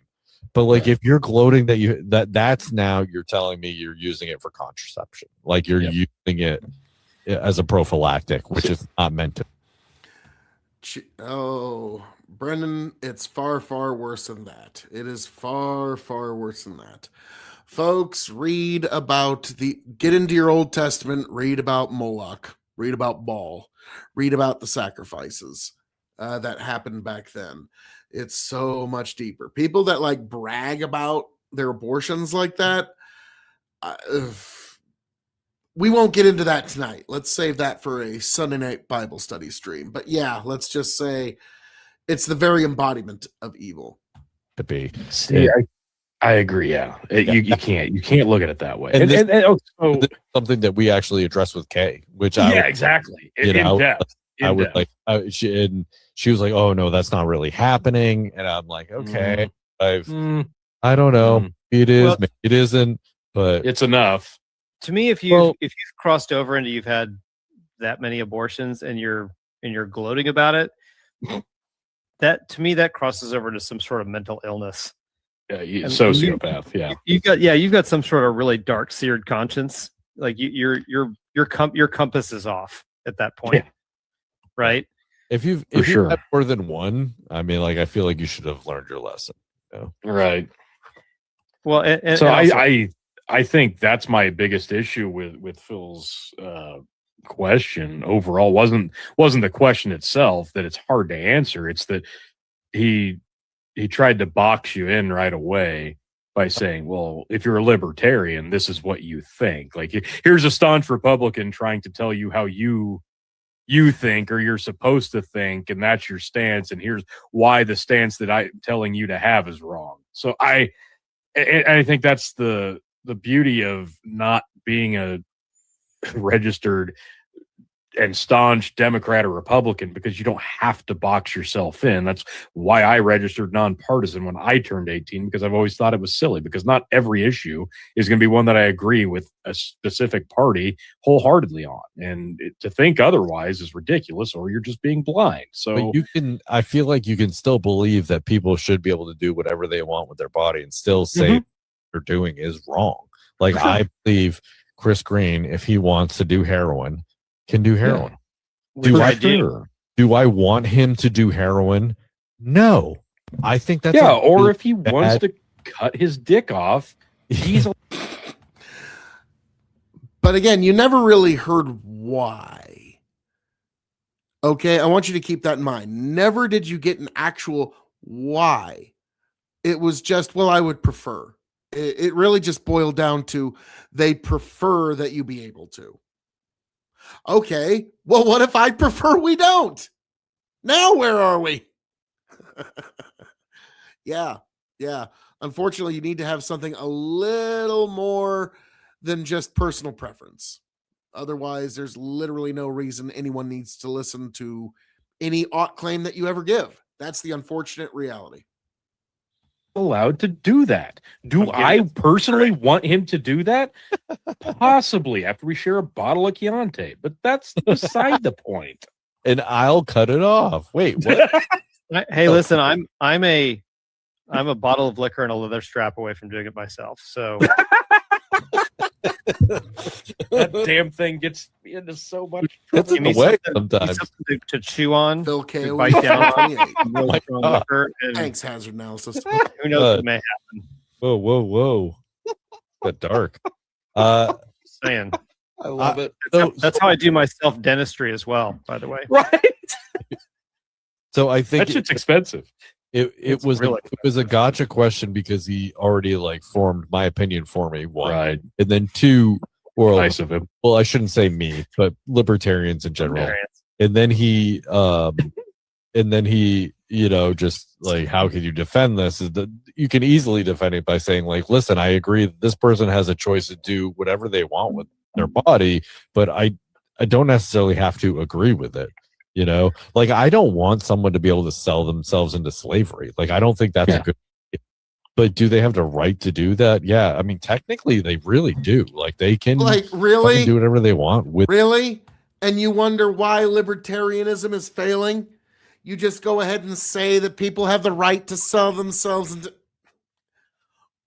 Really? And you wonder why the libertarian candidate has never nor will ever win the American presidential election. Because libertarianism forces you into those kind of positions where you start saying that people should be able to sell themselves into yeah, that's why libertarianism fails, is because of that sentence right there. If your philosophy and your ideology permits for that, what good is it? Their life. My OnlyFans is a thing, folks. Yeah. For now. Go ahead. Perhaps the more general point here is that whether it be libertarians, Republicans, Democrats, progressives, whatever group you want to put people in, even within those groups, there's still differences of opinion, right? There's a pretty easily recognizable difference between the official Libertarian Party and just a general member of the Freedom Movement. I mean, there's just within Republicans, there's MAGA, there's America First, there's neocons, there's groups within groups. So even before you start the premise of that question, you can't paint the broad brush of all libertarians. Like how could even ironically within the group of libertarians are just the whole concept of it is we're kind of all a bunch of free thinkers, and the first time you try to tell me what to do or think, I'm going to push back just out of the spirit of being libertarian. So if you're going to aim a question like that at any group, that's the last group you would aim it at, because libertarians are fiercely independent, right? We have one more voicemail, but I think listen, I just want to cap this off by saying why do you think you have the right to tell someone else to do to do whatever Jesus, why do you think you have the right to tell someone else what they can and cannot do with their own body? Like what makes you think that you have that authority? Because that body is made in the image of God, in God's holy image. Our bodies are temples and not to be desecrated, because to do so is in some way desecrating the image of God. That would be, I think, my answer. My ultimate answer to that. Like that. Like, why do you think that that's okay? You can just tell someone else what. I do it from time to time when I need a clarifying question, but I've always hated it when someone tries to answer a question with a question. Like when just in discussion to me. Now, don't get me wrong, there's times when it's called for, but this is not one of them. This is one where I feel that just a direct answer would have been much, much better. What to do. So. I guess the only other comment I'd make about it, Brendan, is that even within libertarianism, and again, I've barely dipped my toe into it, so I'm the least knowledgeable in this conversation. My peripheral understanding is that even within the freedom movement, forget libertarians, the freedom movement, if a group of libertarians in whatever number decide to come together under mutual agreement and form some version of a society, like let's just say a neighborhood or a county or whatever size group of people are on a piece of land, and come to a mutual agreement of how that group of people is going to live, even that works under libertarianism. Am I right? Of course. So by mutual agreement, a group of people, even libertarians, can come to hey, this is how we're going to live within this group. If you don't like it, go live with a different group. In this group, we're going to agree to these things. Like change that to Republicans, change that to Democrats. Like, it doesn't matter. Like, yes, of course, anyone has that right. And the question is whether or not you really have the choice or the responsibility to make decisions for other people is just absurd. Like, you don't get to tell people what they do with their lives. This is insane. Even in a small community, you don't have that right. So that's true. Yeah. All right. Let's move on to this last one. I am afraid. Yeah, you should be. Folks, it is I, the man of the hour, or the man that makes the other podcast cower. Oh, your king of extreme. Had a feeling. K.O.E. And I've got a question for the dads in this particular show. So, I am a scout. I was a Cub Scout growing up. Never made it to Eagle, but I was in Scouts growing up. My father was in Scouts, and pretty much every man in my family, for as long as there's been Scouts, have been in the Scouts.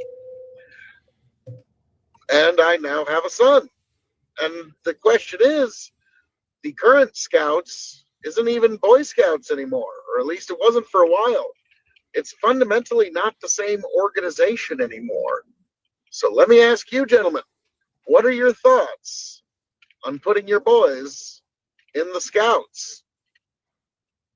And with that, you can, of course, find me at K.O.E Nation on YouTube, TikTok, Twitch, and Twitter. That's K as in King. O is in marvelous. You can find K.O.E Nation on YouTube, TikTok, Twitch, and Twitter. E is in extremely happy to know you can find K.O.E Nation on YouTube, TikTok, Twitch, and Twitter. God bless. Travel well, y'all. Gentlemen, I hand it over to you. I fully respect and support Phil's level of self-promotion. Oh, Thank you. It's incredible. Thank you. It is next level. Yep. So I guess first off, has it been like 5 years already, probably, since they really kind of integrated the Girl Scouts and the Boy Scouts? I feel like it has. Well, they just made Boy Scouts co-ed. Right. So that's why I went to scouting.org, and at the top there's programs, and it's Cub Scouts, Scouts BSA, then Venturing, Ski Scouts, and Exploring, and SCOTUS. But they're still that Scouts. They're still Girl Scouts. Like that's a separate organization. Well, of course it is, because girl power. Yeah. But Scouts BSA is youth 11 to 17. Scouts BSA is a traditional scouting experience where boys and girls can have their share of adventure in the great outdoors, develop love of service by volunteering in your community, boost leadership skills, blah, blah, blah, exciting challenges, create memories, lifelong, no prior scouting experience required. Okay. So you don't have to go through the Cub Scouts to do Scouts BSA. And the Cub Scouts is also now boys and girls grades K through 5. So first off, I would say I don't really give two shits if it's co-ed. I think if it's truly about the life lessons, really, maybe it was time to forget and forego the whole gender specific portions, because I don't know. I try to remember back to when I was in elementary school and a lot of kids were just going out for Boys and Girls Scouts. I didn't, but I remember it being a lot more traditional pro-feminist type, not feminist, but feminine, like cooking, baking, that type of thing pushed in the Girl Scouts where the boys got to actually do cool shit. So I have no problem with it being co-ed and them and the girls getting to do the same things the boys did. So I don't mind that at all. Is there a good reason that I'm just not thinking of that you wouldn't want to put your kids into this kind of program? If specifically boys is what Phil was asking about. I would say the price. Hmm. It's fucking ridiculous now. Is it? Yeah. For us, my son did Cub Scouts, and it was like $150 for the year. It was, and then you pay for all the other activities. Oh, sure. Like, so when I was in Scouts, it was like, I don't know, like 75 cents a week. Like, I don't know. Like, it was, okay. So when we signed up our youngest for Scouts, he wanted to try it, and oh my god, it was a ridiculous amount of money. And then each activity cost money. It was pretty egregious. And then you're encouraged to sell the fucking popcorn for like $20, a fucking little tin, of popcorn, like for $20. I don't know. It was insane. So like, I would say this is something that you need to decide for yourself. I don't think it was necessarily a bad thing. Yeah. My family, my uncle, my grandfather, my brother, Eagle Scouts. I almost got there and eventually got kicked out of the troop. Silly, but it happened. But you made a bong, didn't you? There's a joke there, but I'm not going to make it. But,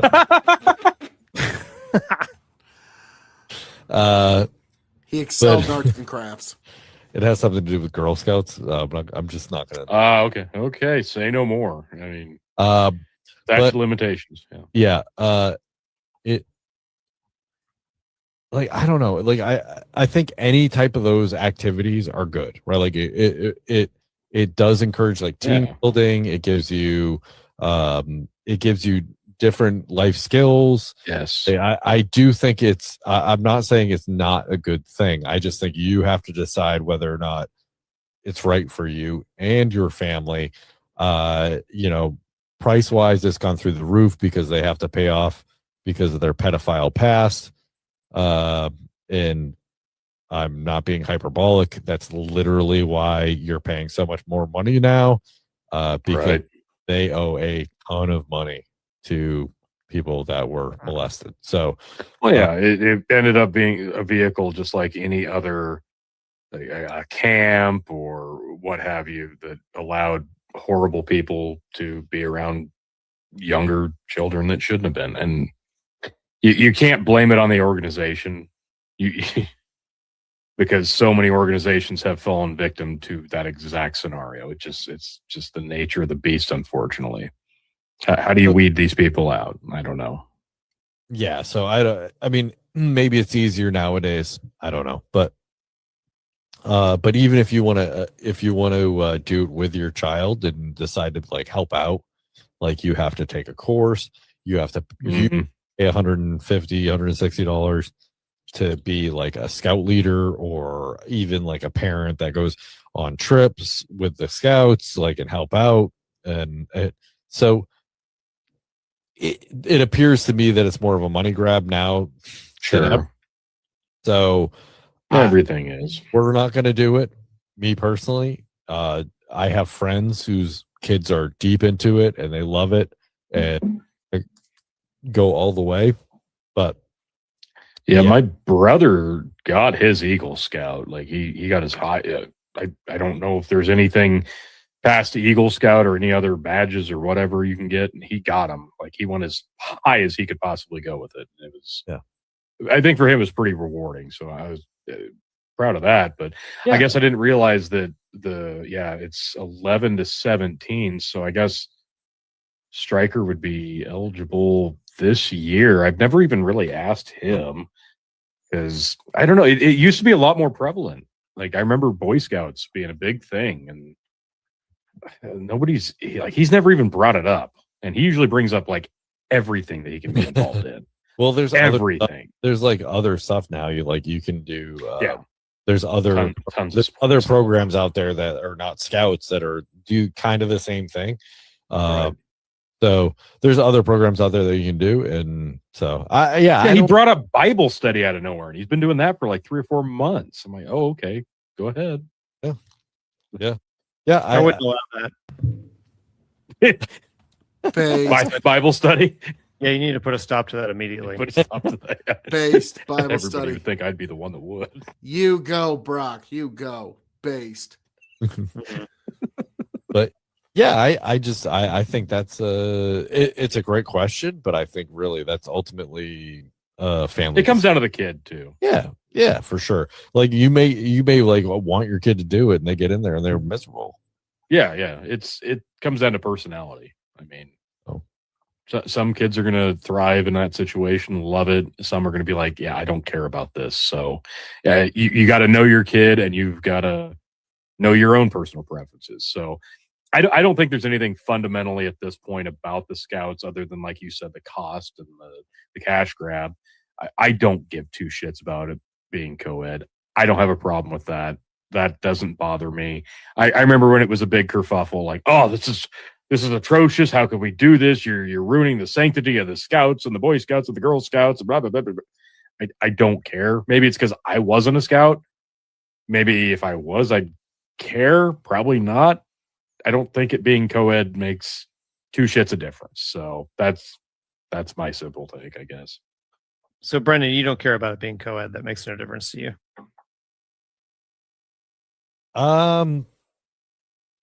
I think if an organization wants to be boy only or girl only, then I think they should be able to do that. Yeah, that's true too. Good point. But there should not have been pressure to change it originally. Yeah. Yeah. What are your thoughts about the Boy Scouts being co-ed? Well, if they didn't really want to be, then I don't think they should have been forced to. Were they forced to? I agree with that. I don't know. I think there was a lot of pressure. I think they probably did that so they could make more money. Yeah. My I disagree with Tony. I think it's completely ridiculous for the Boy Scouts to be co-ed. It's called Boy Scouts, and boys and girls are different. And there should be an organization where boys can go experience those things as boys. I mean, listen, I'm not saying that girls don't have interest in those activities. Yeah, I was say what things like that. That'd be my question. But like Girl Scouts go camping. Girl Scouts, like, they do all those other things. I mean, maybe they don't do it the same way that the Boy Scouts do, and but they can adapt their curriculum or whatever they call it to. That's my point. If the Girl Scouts want to be a little bit more like the Boy Scouts, then go do that. Yeah, but I don't think. I think it's completely absurd for the Boy Scouts to have gone co-ed. That's completely ridiculous to me. Well, I mean, what? So, other than traditional gender roles, traditional like, okay, women are housemakers, men are providers. What was the what would be the big reasoning? And I ask this as someone who didn't do the scouts. What would be the big reasoning that they'd need to be separated? Yeah, to me, it doesn't have anything to do with, age old generational gender roles. That doesn't come into my mind or thought process at all. To me, it's about. I'm just saying that's not what it's about to me. It's not about girls are into cooking and cleaning, and that's not what I'm saying. That's how I always took it as to why it needed to be separated. No, that was the vibe I got. I just think that I think it's a good thing, starting at a very young age, for boys to go off and hang out with older boys and men, and kind of like the rite of passage to go to on the journey from from a boy through adolescence into manhood is parallel to a little girl doing the same thing, right? Going through the process of going from being a little girl to a teenage girl to a woman. Those things are parallel but different. They're different. And so you would mentor a boy, like an older boys or older men would mentor a boy different than than a woman would mentor a woman. Like that's to me, it's not. Sure. Okay. Those things should be separate. See, I think like you would have conversations. You'd have conversations around different things that seem like they should be separated. Questions that come up that are different. There's lots of things where it's appropriate. It's more appropriate for it to be separate. Right. I think the big push for it is when the whole quote unquote gender stereotyping conversation began, and that devolved into, well, gender's just blah blah blah, and there's 100 of them, blah blah blah. So I think they wanted to get away from that stigma because they thought they needed to be more liberal to beef up their numbers, because they were missing out on a lot of inclusivity in terms of numbers, in terms of kids wanting to go out because, quote unquote, they felt ostracized from the group because it's traditional and conservative and okay. But that being said, this is not a competition based organization like it would be with a sports club or baseball, football, volleyball, whatever. Right. So I don't see from a competition standpoint why you've got that necessity to keep the genders, and there are two and only two, separate from each other. I think there's even a way that they could have baby stepped this instead of just going whole hog. Well, now it's co-ed. Here you go. After however many years, they could have integrated the two, and I don't know. Here's the thing. Are boys going into Girl Scouts? They're not. No. Why not? Because why would they? Because they're going to get their ass kicked. Well, because there was no pedophile issue with the Girl Scouts. I'm saying that they made it because they really need to up membership, and they need to pay for bullshit that they're doing that happened. So right. I really don't think. I think that was the legitimate push, because they just saw a membership drop wholeheartedly and really pushed they need to get as many people in here as possible. Listen, that is speculation on my part. I really think that's the way it goes. I think the Boy Scouts should have stayed Boy Scouts, not be co-ed. But again, I don't really give a shit. I don't care. But yeah, I really. Well, I Googled it and I just said, why did the Scouts become co-ed? And Google's AI answer was, the Boy Scouts of America, now Scouting America, became co-ed to increase inclusivity, meet demand from families for single organization programming, and remain relevant to modern lifestyles, i.e. they were losing tons of interest. Yeah. Starting in 2018 for Cub Scouts and 2019 for older Scouts, Shift allowed girls to earn the Eagle Scout rank. See, I didn't realize that they couldn't do that. Responding to requests for more outdoor, adventure-based, and leadership-focused programming for girls, which I'm fine with that part. I don't think they should have been excluded from that, even if you do keep it separate. Key reasons would be family convenience, Then it gets into specific cultural whatever. Demand for programming, significant long-term demand for girls and their parents who access specific outdoor focus, blah, blah, blah. Declining membership, there you go. And global standard. I don't know if I agree with that. Move align the American organization with the majority of the international scouting movements, which have been co-ed for decades. Which international scouting movements? Yeah. Because I feel like there's a lot of countries that don't do co-ed. I think we're actually pretty progressive on that front. Yeah. So let me respond to some of that. So first of all, I think Brendan's speculation is probably a pretty good one. And then the other explanation is, I think it's pretty simple, which is I just think progressives got a hold of the Boy Scouts. Yeah, I they think did with everything. I think progressivism infiltrated the Boy Scouts, which they love doing that. They love infiltrating conservative organizations and taking them down from the inside. That sounds conspiratorial, but it's not uncommon. It's happened in a lot of places. It's even happened in churches. It's happened in parts of the Republican Party. It's happened in lots of conservative organizations. But to address a couple of the things that you said specifically, there are physical progressive infiltration into every facet of society. It took progressives 70 years to get this far, to dismantle our society this much. It'll take us conservatives about 40 to 50 to build it back again. So that's unfortunate, but we begin. Physical competitions within the Boy Scouts. It's not sports. It's not sports, but there are physical competitions. Yeah. But that's not even the main thing, Tony. To me, it's just listen. And this is something that I'm okay with. I'm open-minded about.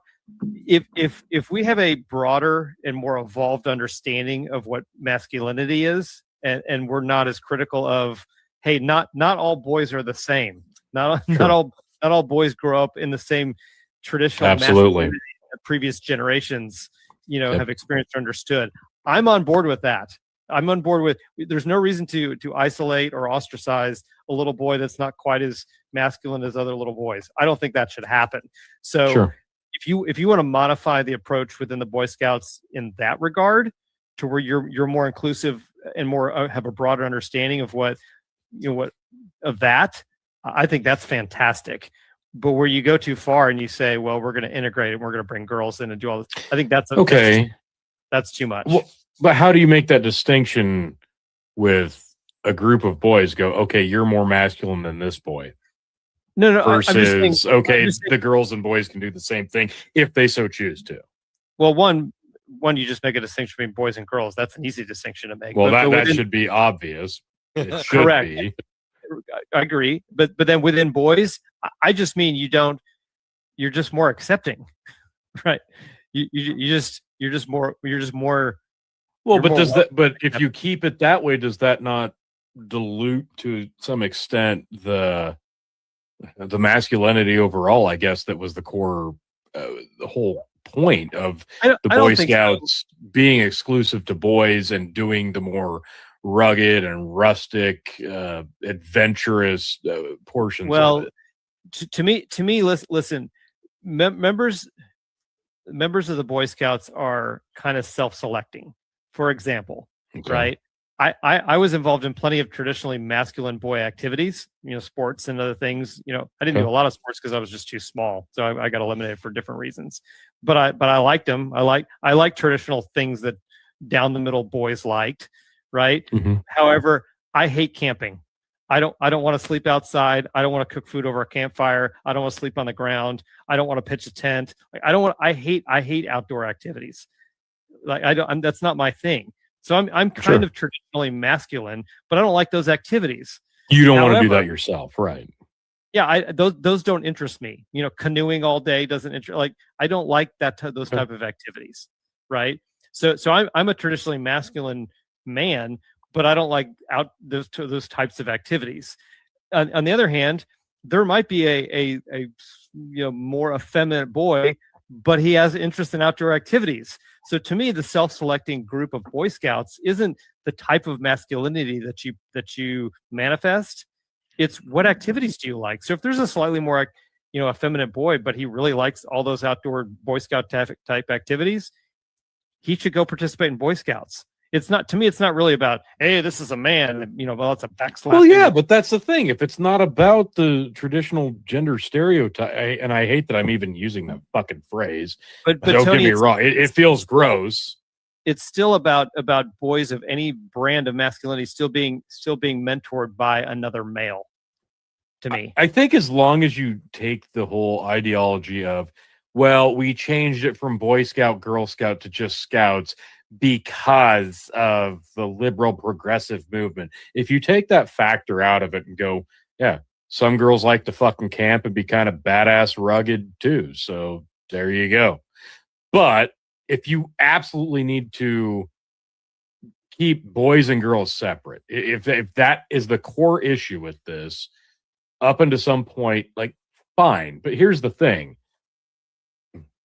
At one point, okay, so it's from 11 to 17, and you can get your Eagle Scout, and now girls can too. I think that's fine.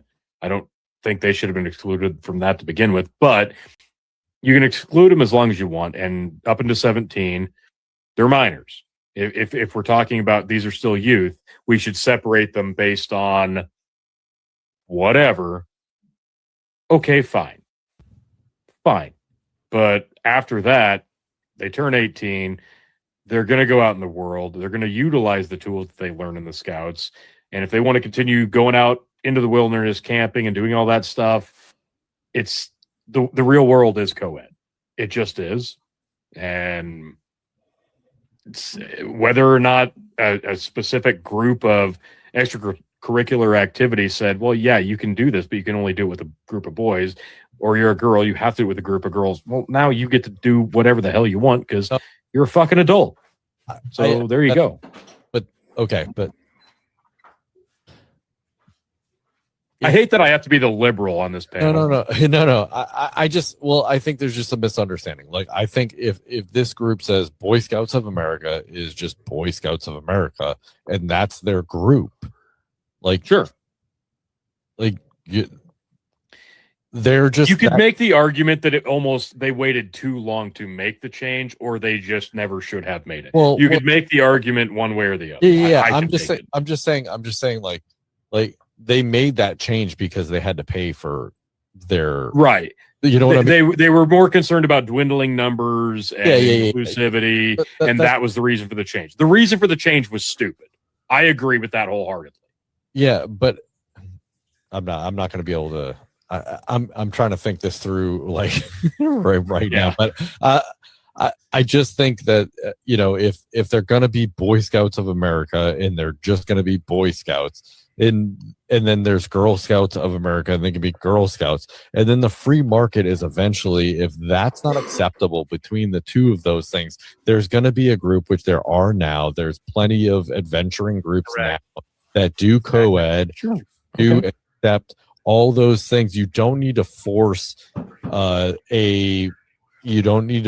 Boy Scouts to accept girls, and you don't need to force the Girl Scouts to accept boys, which no one's done. Okay, there's a reason for that. Because the Girl Scouts apparently haven't had a pedophile problem, but the Boy Scouts have. And so all I'm saying is, like, there's ways of getting around that. You don't need the Boy Scouts to accept females in order to have females to be well-rounded people, to if they want to be rugged and they want to go camping, then there's groups out there that can do that, and they are out there. They're there now, and there's proof that just the free market will provide. Right, but that comes down to survival for an organization. Like they saw the writing on the wall. Yeah. They saw the, and they're like, well, we're not just going to let another organization like spring up out of nowhere and go, well, we're inclusive, so obviously you should send our kids our way. They didn't do it to be inclusive. They did it to fucking survive. Yeah, exactly. If you wouldn't mind, let me just say it, maybe restate something, maybe a little. Yeah, go ahead. To me, and I didn't go all the way to Boy Scouts. I think I stopped at Weeblos or something. So I stopped. Right before we got to, I think I did Cub Scouts and Weeblos, and I quit in junior, whatever, elementary school before we even got to Boy Scouts or Eagle. I didn't get it. I only got halfway through the program. But my impression of it as a participant, as a child, and today, is that there's a heavy mentorship aspect, and Okay. there's a Okay. and there's a community aspect of so you've got a mentor aspect, and then you also have fathers that are coming to participate. It's a group of Okay. men. It's a group of men in the context of those activities or whatever, mentoring and bringing along boys, right? So I don't want my daughter going off to Scouting America and being mentored by men. Yeah. I want my daughter to be go do activities and being mentored by women, right? And so to me, it's just the nature of the organizations and the activities and the whole spirit of the program is that it should be separated. That's just it's not about should girls be able to go participate in outdoor activities with boys. Of course, I don't have a problem with that. Sure, if you want to go have an organization where it's just solely about the activities, rock climbing and camping and all that shit, whatever. I don't have a problem with that. It's just that those two organizations that rose up parallel there's a heavy mentoring aspect. Again, this is just my perception.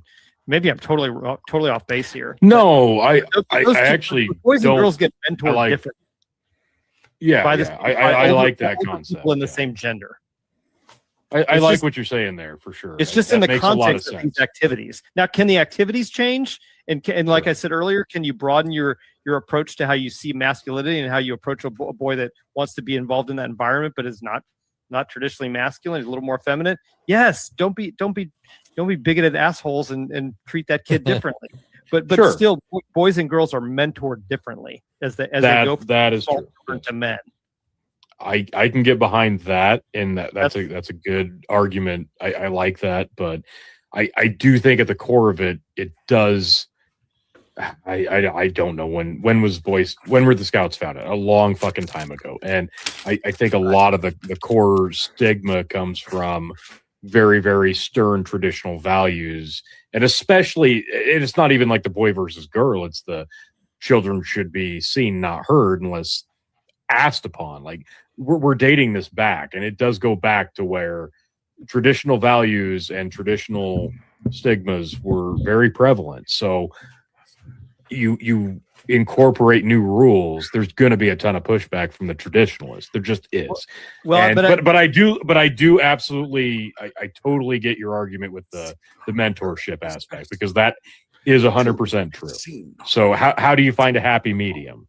And that's usually my thing. How do you find a happy medium? Does it have to be separate them, or can you do some form of co-ed mingling? Or I don't know. Well, I think there's got to be a better way than, well, we had to be inclusive to survive, which is what they did. So I'll just say this, because you make a good point. But my feeling is that the way that I think your perception that it's still characterized by heavy traditional long-standing values, wherever you phrase that. I think that's where it was based from. That's where it was born out of, but that evolved the same way that parents in successive generations changed, right? So the parents involved in Boy Scouting today have certainly evolved from the parents that were around in the 70s, 80s, and 90s even, right? I mean, this is 40, 50 years later from when I was in it. And obviously, just as, like, look around to your community of parents, like, we're different than our parents and grandparents were. Oh, for sure. In the same way, the parents, the fathers that are involved in Boy Scouts have also evolved, in the same way. So to me, the spirit of the two scouting organizations is heavily built, regardless of how that's done and how it's changed or evolved as generations have changed. The backbone of those organizations, to me, is that these are mentoring groups and paths that need to be distinct. In my opinion, another week. That's just the spirit of those two organizations. From personal experience, my Boy Scout troop got ruined when women got involved. Well, and because men and women are no, I'm not joking. I am not even remotely joking. Mothers started getting involved. There it is. They started being board members. They started being board members, and I'm telling you, it went sideways, and it was ridiculous how it changed. It changed exponentially, and It did, and I'm telling you. But the up. problem, it was the adult women, not the kid girls. Well, okay. Well, girls were not allowed in Boy Scouts when I was in. Right. I'm just saying, like, when moms started getting involved, Correct. Adult women.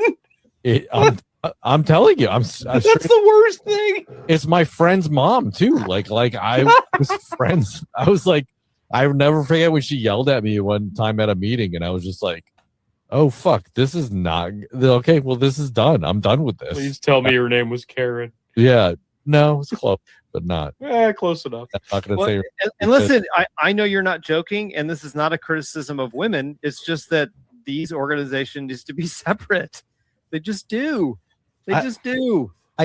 Yes and no. I just. You're right. I was looking at this from the kids' perspective. You're right. I should have been looking at this from the adult perspective. That's the worst. They need to be separate. They need to be separate. No one's gonna convince me. Again, where Chris came in with the mentor thing, like, yeah, there's just like something. That's a good point. Again, like, I never got molested. Maybe I wasn't cool enough. Maybe I mean, you should have showed more leg. Maybe so. You were not a very handsome little boy, Brendan. Let's just be honest. I don't believe that. I don't believe that. I multiple times someone said the last time I saw legs. I didn't pre-screen this to know what their answers were. I disavow. I disavow. So wow. You laughed so hard at that, Tony. So good. Thank you. Yeah. Listen, I can't believe we spent this much fucking time on this. It was a good question. It was a great question. Impressed that Phil gave such a nice question. Hey, listen to me. Listen, I'm not trying to spark controversy here, but it's the same reason. No. It's the same reason why. It's the same reason why it's better for children to have a mother and a father in the home together, right? Oh my God! Oh boy, you really had to drive it home. Right? No, I don't even disagree, really. So they need to be, and somebody could easily turn that around. I mean, see, you need both. So you need them both, right? Like, no, that's not what I'm saying. I'm saying. No, I get what you're saying. If people just knee-jerk react to what you said, right? They would say, "Oh, see, you're making my point." Like, no, I'm not. Yeah. What I'm saying is, because when you were explaining that, Brendan, what I was thinking of is, I mean, when there's a single mom trying to raise kids, she does there you go. probably a very good job under the circumstances. We all know plenty of single moms that have done a bang up job, but it's better if you have both. But then also, and I'm really digging myself. A dynamic is better than a singular in most cases. Yeah, that's but just statistically true. Whatever. It doesn't matter what the argument is when you're trying to make the point that men and women are different. They are, and there's men and boys and girls go through a journey where they transition, obviously, from children to adolescents to adults, and they should be mentored by really solid people of the same gender to help them along that path. And it's just that these two organizations historically have had that heavy component, and they were better for it, and the participants in them were better for it. I think the best way to just put this in simple terms, you can make the argument all you want, because I know somebody out there was thinking, oh well, this Chris Green has a problem with two men raising a child or two women raising a child versus a single mom or a single dad or a traditional man and a woman raising a child. Here's the thing: chemically and biologically and mentally speaking, men and women are vastly fucking different. Correct. And you can ask any lesbian couple, and at least one, if not both of them, will be honest. Women are fucking crazy in some instances. Men are way too chillaxed in most instances. So that's why the dynamic works. That's right. why the dynamic works. And I'm sorry to say it so caveman-like, but it is true. Statistically speaking, like it or not, you don't have to like it. You don't have to take your sexual preference and apply it to every single situation. But in most instances, a traditional dynamic is going to be the most beneficial one. And that's not being homophobic. transphobic or whatever. It just does statistically work out the best. Well, you made some really good points there, and let me speak to that. Okay, so I would assume both of you would agree that a child is better off in a household with two adults of the same gender rather than being in any form of, say, abusive household, right? Oh, 100%. That's better. So if you said, hey, 100%. Absolutely. Of a father and a mother, if they're in a shitty environment but they have a father and a mother, that's not as good as being in a loving home with two adults of the same gender. I'd rather that right in an abusive environment. However, if their entire well-being is just put at risk every single day, no, it doesn't matter what situation it is. Right. Yeah, exactly. But so that's better. But what's even better than that is having the mother and father that child being in the home with their mother and father. Part of the reason is because you observe, and obviously I'm assuming in my point that this is a healthy marriage, healthy household, dynamic, right, lack of abuse of any kind. That's the caveat to what I'm explaining. But Sure. What I'm saying is that so and let's just say you've got a son and a daughter. So you've got a boy and a male and female child, and you have a mother and father, and you have a healthy environment in the household. They're going to learn both individually from their mother and father, and they're going to observe how the mother and father treat each other. That's how they model what those relationships are supposed to look like, right? And then there's times when and obviously it's a healthy relationship between a daughter and their father is critically important, right? That's going to make a heavy impression on that daughter for how they see themselves and how they model, future relationships, hopefully in a marriage at some point. And then all the son and the mother are obviously need to have a good relationship. And then obviously the husband and wife, how they treat each other, they're modeling that for their children. But then what is very, very important is that the daughter is being mentored by their mother, and then the father and son go off and they're having those types of conversations. That's critically important.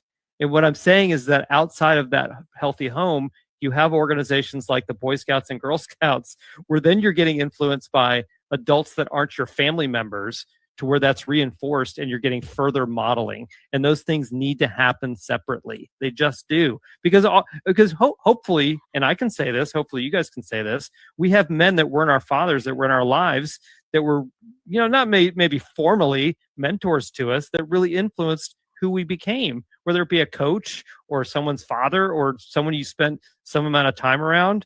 And because especially as you get into adolescence, where you start to exhibit and want independence, older adults or older boys or whatever start to become our primary influences, right? Maybe more than our fathers or more than someone inside of our household. And the Scouts were these organizations where that was really available to a lot of boys and girls. So that's just why it's important. I probably fumbled through all this and not done a good job of explaining it, but that's what I'm trying to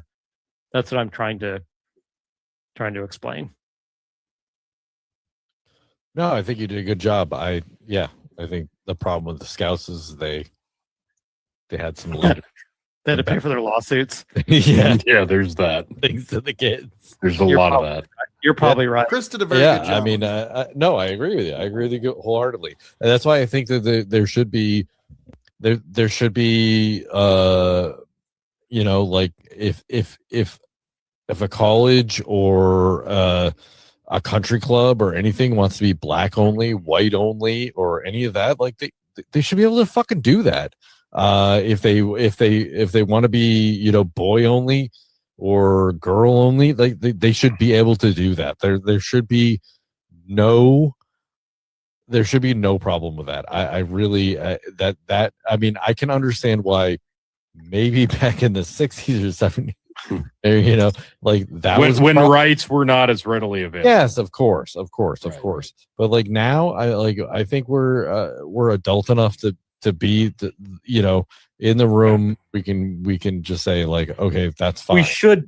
We should be adult enough to police our segregation. But that's the thing. Are we? Are we? Probably not. I think so. I think we are.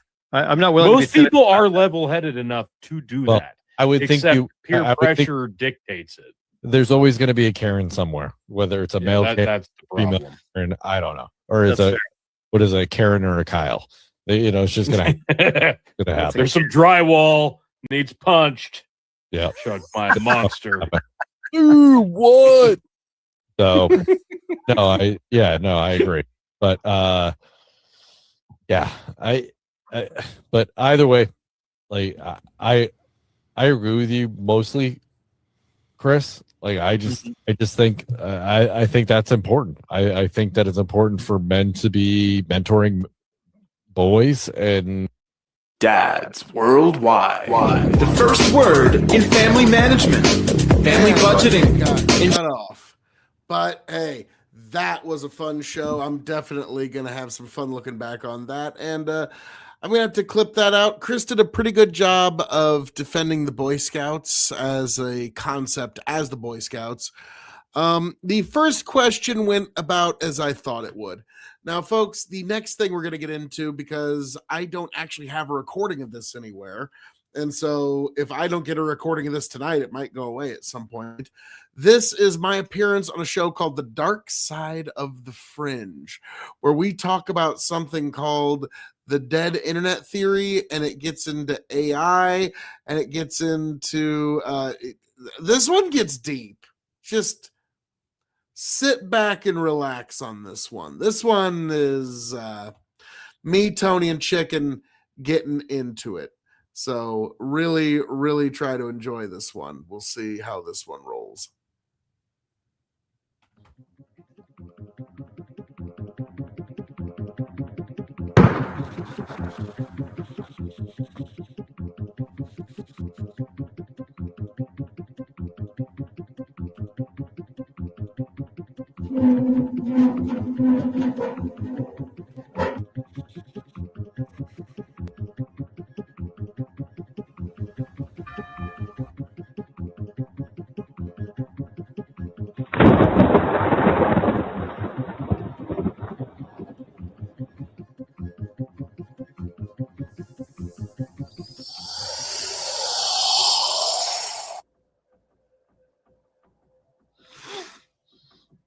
Ever scroll through your feed and think, none of these people feel real? Same recycled memes, same arguments, the same relatable posts from accounts you've never actually met. Tonight, we're asking a creepy question. What if the internet you're using is mostly dead? The dead internet theory says that most of what you see online now, comments, posts, even full people, might be bots, AI, or paid shills. That real humans are just background noise in a giant engagement farm. Paranoid? Maybe. Plausible? Also maybe. So there you go, folks. In this episode, we're diving into where this theory came from, what evidence people point to, and whether we're actually talking to each other or just yelling into a machine. Stay tuned. This is Dead Internet Theory. Welcome back to Dark Side of the Fringe. I am, of course, your host, Dr. Chicken, at Bark and Cluck on the X, and joined, as always, by the man, the myth, the legend, the one who makes cowboy hats sexy again, Mr. Aviators himself, Tony fucking G. It is Captain Aviators. And yes, it is I, the 17-time Revolutionary Wrestling Podcast champion, non-chill filter, quadruple distilled, your blendmaster, ceremonies himself, Captain Aviators, Tony fucking G. Back again for another episode of Dark Side of the Fringe. And also joining us as a special guest, a run-in, not only the king of extreme, but the ruler of K.O.E. Nation, Phil K.O.E. Yes, folks, it is I, the man of the hour, the man with the power, the man that makes the other podcast cower, the prince and potentate of the political parlance, one handsome man, if I do say so myself, Christ lover and server of Christ and lover of creation extraordinaire, your king of extreme. You can, of course, find me at K.O.E. Nation on YouTube, TikTok, Twitch, and Twitter, folks. And we are now right here on what is now the most important conspiracy show in the history of all humanity, dark side of the fringe. You made it, folks. That's right. We're You taking made it. over Candace This is where the Owens' internet's spot. been leading you to. Oh, Yeah. okay. I don't know if I got enough. I don't know if we can. Do we have enough time to go that far? I mean, like, I don't know if we got the juice for that, man. What did you say? Juice? Wait, the orange Yeah, juice ju- invented the Well, dinosaurs? that was unintended pun on that one, I guess. Yeah. Wait, what? Yeah, that's Phil, don't Yeah, ask. that you would, won't Phil- know. that would Phil be the didn't get level it. we Phil would didn't have get to go to get there. Yes. So yeah, last time love since you orange guys seen juice. What are we Phil, talking about? Phil is now he is a head of a church now. Yeah. Yep, I'm head pastor of Sutton Community Church. We had a board. There was a series of resignations and deaths on the board, and now I am head pastor. It's quite an honor, but yeah, there's been quite a few changes in my life. Like Tony G once said, give me some credit and give me a little grace here because I've crammed about 4 years of life into the last 18 months. Is that about fair to say, T? Give or take. Yeah. Yeah, that happens. Tony? Yeah. Okay. I was about to say, Tony's like, I thought that was just a long pause of just like, no, Phil, just no. No. But yeah, There- that is I noticed one there was a thing that tad bit has of lag changed in my there. life. But okay, all right. I thought Tony was just doing that, like staring you down, like really, Phil. Really? Interesting. But no, yeah. There's sensual been some look into big your changes. eyes. Yeah, Yep. Phil, you might Now, want to refresh. This is gonna get What's fun difficult. is now, Tony. Oh, good. Yay. Yeah, It's me. I just got new Yeah, fiber optic it's internet. It defi- cannot be me. It's definitely you. It's got. Yeah, definitely it's you. That's totally Phil. I was like, 100% Phil. holy shit. I mean, like, I know Phil doesn't hear us half the time, but that was pretty bad. I was like, yeah, no. It's Is it he's not hearing us, or is it he just didn't want to hear us because he? well, yeah, that's what I thought at first. I was like, Yeah. oh no, this is bad. This is bad. This isn't normal, Phil. Like I did respond, Phil. Like, Yeah, I was like, yeah, this is pretty obvious. Anyway, folks, as we wait for Phil to rejoin us, yeah, nothing too exciting. Again, apologize for the kind of lack in content there for a little bit, but now we're I feel like we're getting back on a steady pace. So knock on wood, we're gonna have we're a some few good ahead. stuff.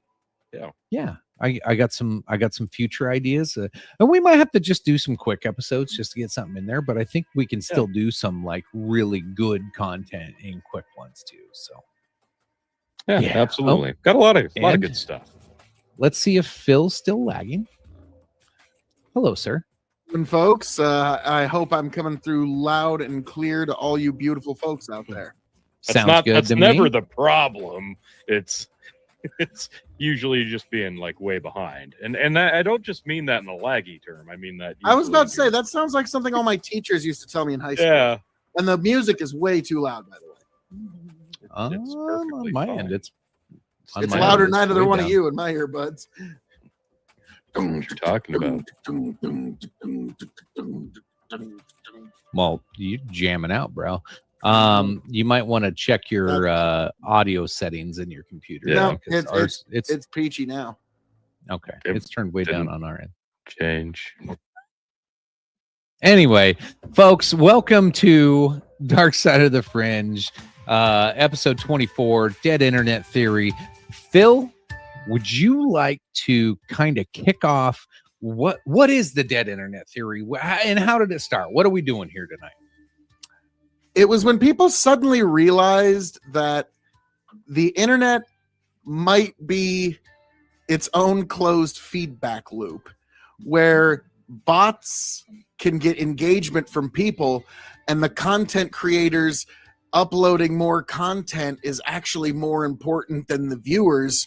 So that it started as websites just goozling the views just a little bit, just to try to get some engagement. But then it got out of control. And then people started to ask, am I actually even talking to anybody?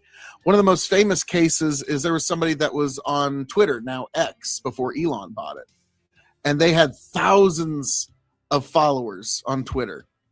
And then Elon got rid of all the bots, and this person was suddenly reduced to less than 100 followers. So this person who thought they were making change, this person who thought that they were actually affecting the world and people were listening to them, was just shouting into an empty internet void the entire time, which is a sort of horror that, can you imagine that realization? This whole time you thought you were actually doing something. People were actually listening to you, and you were shouting into the emptiest void of all. Nobody heard you. And that is, in essence, the dead internet theory. I was on a panel with some other folks, is on a Prime Kai's panel, and I said, guys, it might just be the five of us watching each other's panels, and everything else is just bots for all we know. For all we know, the content creators are the actual viewers. That's it. Many times that's what it feels like, because they're also the commenters and usually the subscribers, and So I guess if you want to look at it from that aspect, it's when podcasts really first started to become popular, there weren't just endless amounts of them. I mean, most people we know have multiple live streams and or podcasts. So the desire and the craving for topics and podcasts is far outweighed by number of availability. So in that terms, there's an endless void, but it's the engagement and reaching an audience that would want to hear it to begin with. There seems to be a lack of a middleman, if you will, from getting even a well put together podcast or live stream or platform of social media to an audience that would want to hear it, because there's an endless sea of, well, you could call it internet zombies, I guess. You've got to get through that herd of walkers over there to get to the safe zone. You know what I'm saying? So it's not that there's nobody on the internet, and that's kind of my take on it, because if you look at the internet as the void of space, like, it's endless and it's massive, and there's so much out there, but there's so much space that there's so much in between all the stuff. Like Rick Sanchez or Rick and Morty says, there's literally everything in space, just like the internet. But you got to wade through a lot of nothing to get to that everything. So I guess in a nutshell, think about it from this idea.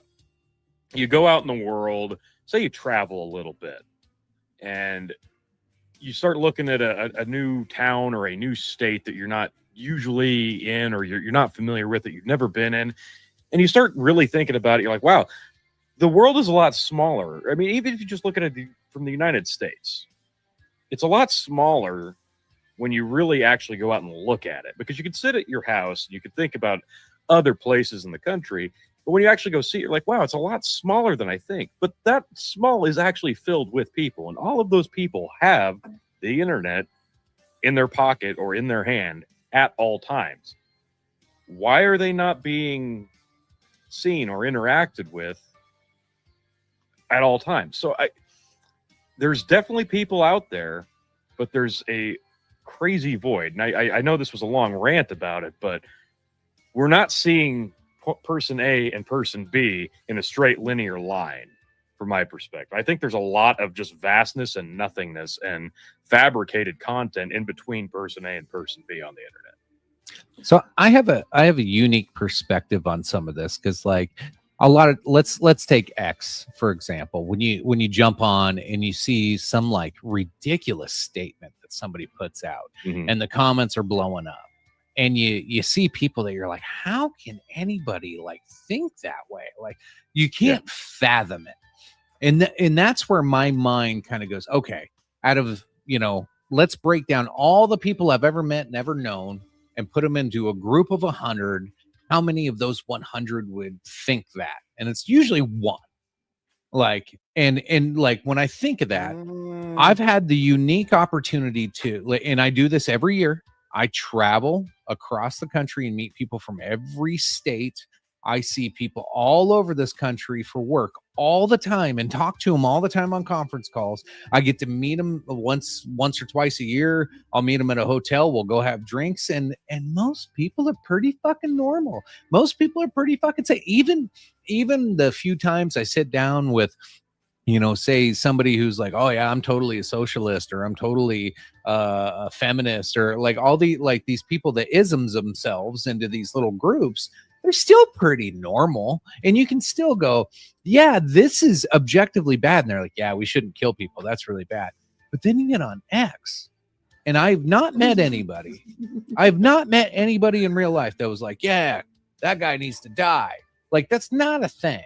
Now, I've seen celebration, like I don't want to like harken this back to Charlie Kirk, but let's do Osama bin Laden. I've seen people celebrate his death. And I, like, personally, as a God-fearing man, I was like, hey, I get he was an evil guy, but that's not cool. Like, don't celebrate somebody's death. Like that's just weird to me. I've met people that would celebrate that death. So it's not that I don't think people would, stoop to different lows if propagandized the right way. So that I think that takes us into this realm of like, do people actually think that way, or are they being propagandized into that? And then who benefits? Big one. Because think about, have you guys ever heard the song Welcome to the Internet by Bo Burnham? Okay. If you haven't, you need to. The opening line, right? Yes, but it's one of the most profound, like, welcome to the internet, have a look around. There's anything that brain of yours could wish can be found. We've got mountains of content, some better, some worse.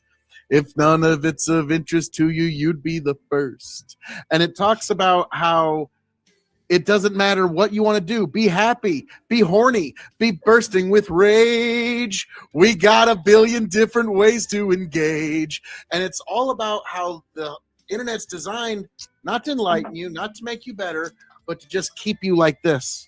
That's its whole point. It doesn't care if you've been enlightened. It doesn't care if you're happy, horny, bursting with rage. And so think about the fact that in our modern political day, you do have those people that, like, especially on X, where I don't think all of that is dead internet theory. I think that's the algorithms intentionally trying to galvanize and trying to literally bring out the worst in people. I do actually believe that the algorithm itself is propagating that, because the more outraged you are, the more you're doing this, the more you're on this phone. So yeah, I agree. I agree with that 100%. I want to put a bit of a pin in that, though, because we have not exactly explained where this came from. I want to do that quickly. Okay, all right. But before we get into where it's going, I think it does bear repeating how we actually got here, or as Arn Anderson would say, the cause of all this. See? Yeah. So the dead internet theory first emerged in online forums like 4chan around 2019. I would even argue earlier than that. And full disclosure, we're using AI to talk about AI taking over the internet. So the irony is in full swing here, folks. Hey, with let's discussion, let the dead internet tell us about dead exactly internet theory. Exactly. The dead internet is going to tell us all Hey, about dead it. internet? How dead is the internet? Yeah. It's The not dead dead internet at Tell all. me why you're not dead. Yeah. It's Yeah. not dead at all, Phil. You're It's not even a actually little bit. thriving. In fact, Now you should jump scroll on. for another 2 hours. Yeah. It's thriving. Give us more Phil. content that we won't share. We'll just put it on a server that'll outlast our civilization. That's all. Yeah, And if you ever get famous or do anything important, we will make sure to pull up this video and always remember the dumb shit you said on the internet. Yeah, Thanks, AI. Thanks, yeah, internet. we love you, AI. We love you. Thank you. But Sorry, so Tony, anyway, go ahead. Rock and roll T.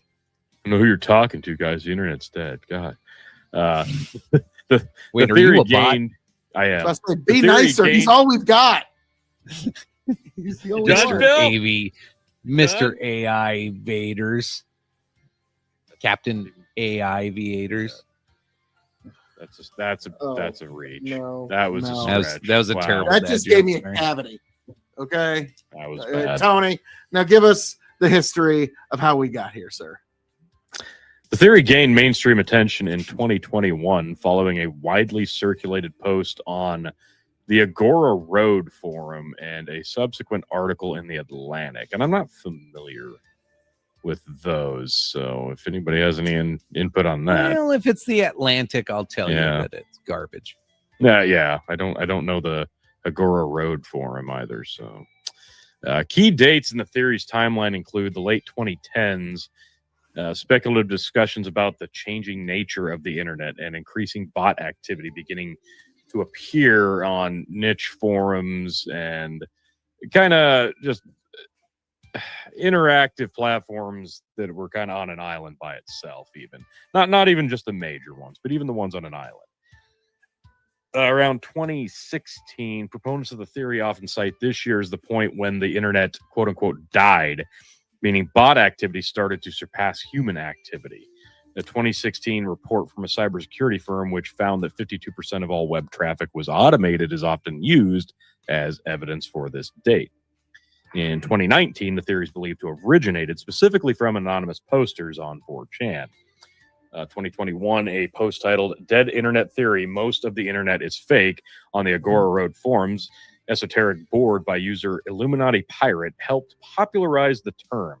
Later that year, The Atlantic published an article, Maybe You Missed It, But the Internet Died 5 years ago, which brought the idea to a broader audience. And post-2022, the public release of advanced generative AI models like ChatGPT gave the theory renewed prominence as AI-generated content became easily accessible to the general public, making the theory feel more realistic to some. So a couple things there. Specifically, the gap there on this. So it says late 2010s, around 2016, 2019, and then it jumps to 2021. And I can't be alone on this. It's odd that they went from 2019 to 2021 and didn't even mention 2020 because Tony, I don't know. That didn't even happen, remember? Yeah, I was going to say, you gentlemen probably remember 2020. I have amnesia. I don't. Yeah, specifically being when literally everybody got on the internet and interacted with each other on the internet because it's all you could do because you couldn't go outside or go interact with people and then in person. Advertisers were so went excited. away. They couldn't keep the same level of engagement because that would have been impossible. And so they bought it. What? Wait, No. do you think that between advertisers, government officials, maybe some bureaucracies wanting to make additional amounts of money might have stirred up shit on the internet in 2020 about a certain shot and certain things that may have been going on to encourage people to go crazy for multiple years while they were locked down in their houses just for profit? Don't you dare think that governments and corporations socially engineer people just for profit. What would ever give you that idea, sir? I don't even know what to say to you.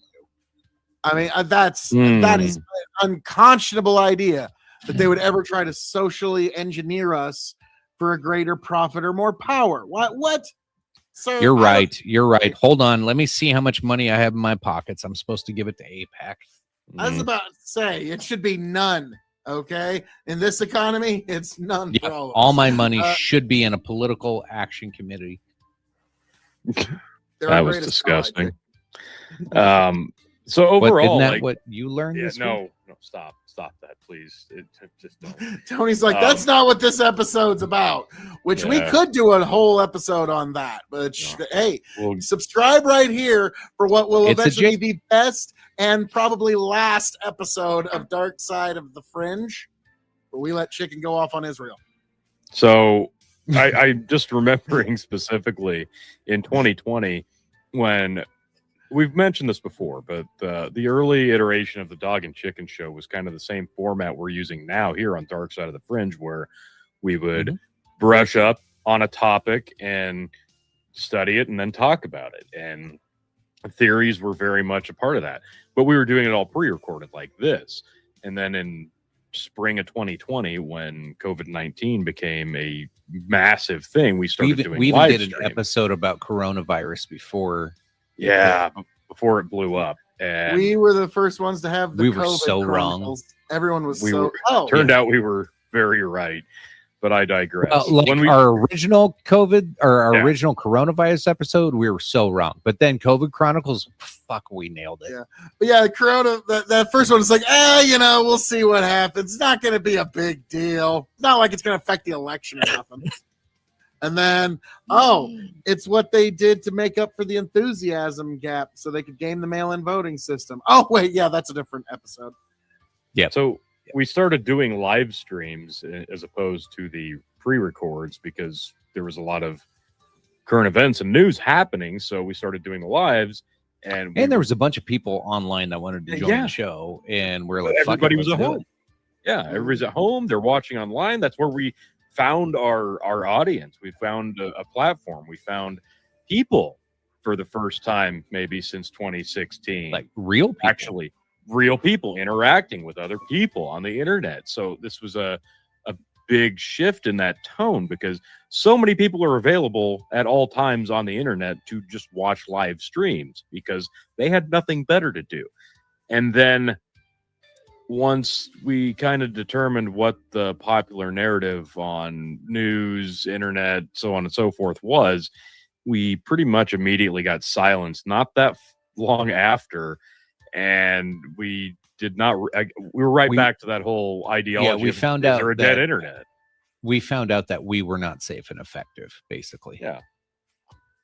So Yeah. it's out there, folks. And this is all verified. Like all of these things are very much out there. We go back and look. We were, like you said, we were so very right on so many things, but we were seeing real engagement with real people. And then once the world started to get normal again, you started to see a drop off in terms of interactivity because people went back to work. People weren't actually in the house, but views and interactions and Facebook claiming about interactions on posts and that never really went away, did it? It's still people constantly interacting. Like somehow.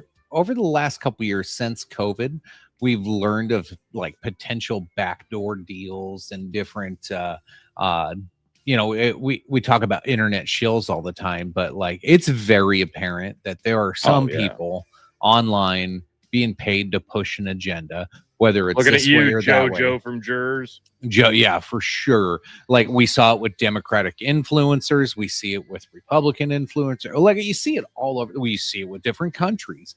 Now, the crazy You part can buy is your like, way into influence now. yeah. So like when you start thinking of dead internet theory and bots and like, so you're like, hey, if I'm a country or I'm a politician or I'm a whatever, and I want to push this one narrative, how much money will it cost to get, say, 3 popular influencers on board? And then when they repeat the same narrative, I send all my bots to support them and then shit on anybody who talks badly about that narrative. Mm-hmm. And it's very obvious when you see it happen. Like You can get that done you'll for a just few see, grand.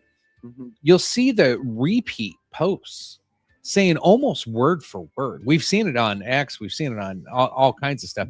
Now they're getting better about it. They don't just like have a copy and paste. Democratic Party still does copy and paste. Somehow they have not gotten past it, but like it is very, very similar. And like it's happening right now with certain things.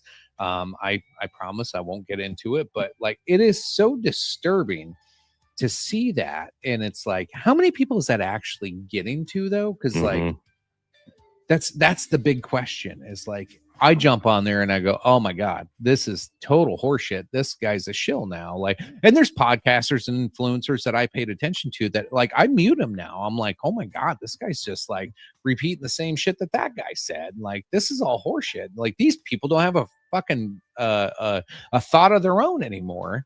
So I mute them all. And then I sit there and think to myself, I'm like, holy shit.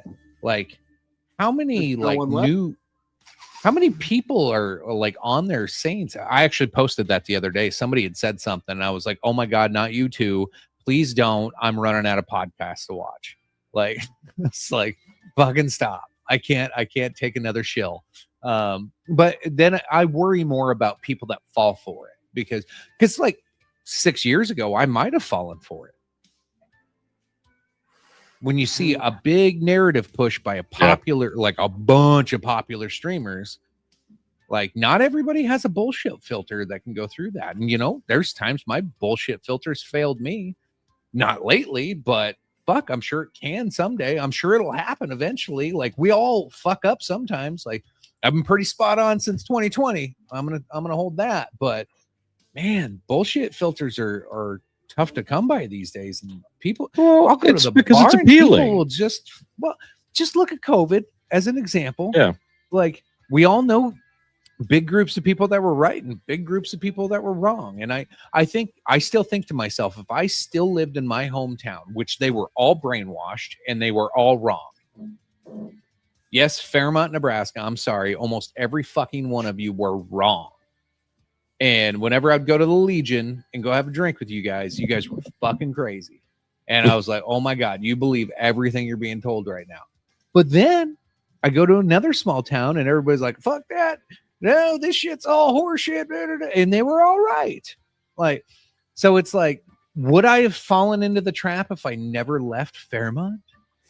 Like, would I have been one of the zombies there that fell for everything and got jabbed 13 times? I don't know. Like, it's hard.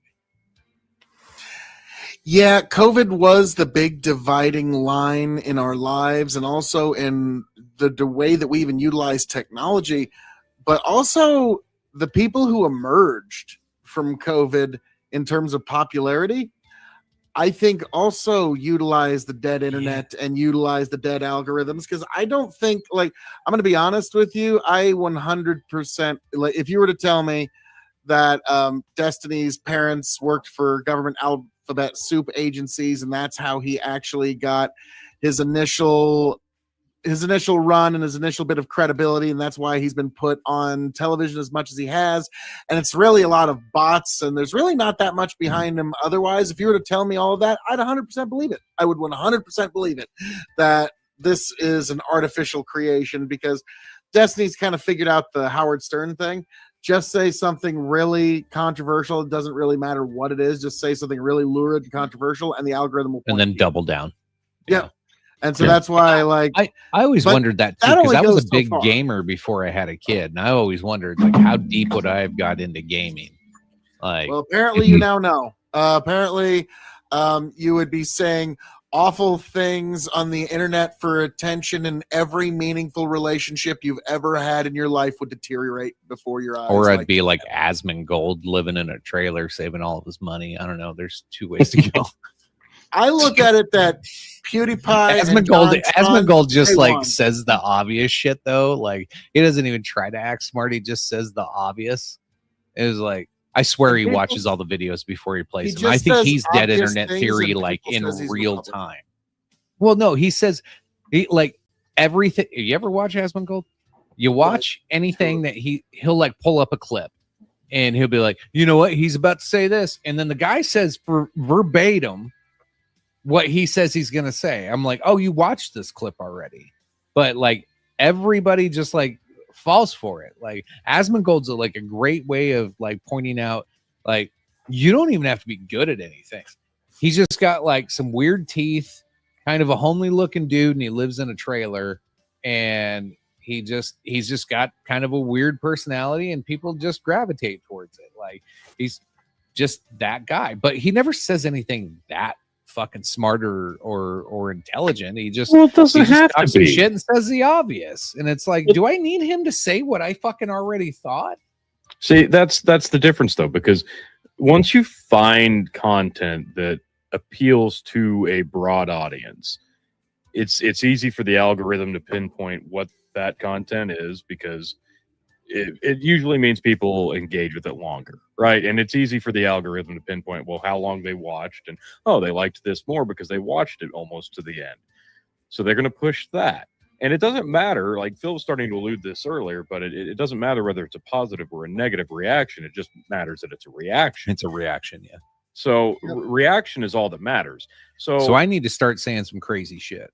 No. Let's not Well, just I mean, if jump the that's what shark. you want, but again, I mean, look at what it's like to be a public figure in American life. Start None of crazy them are shit. really all that happy with it nowadays. Yeah, I mean, some think are about getting that. shot.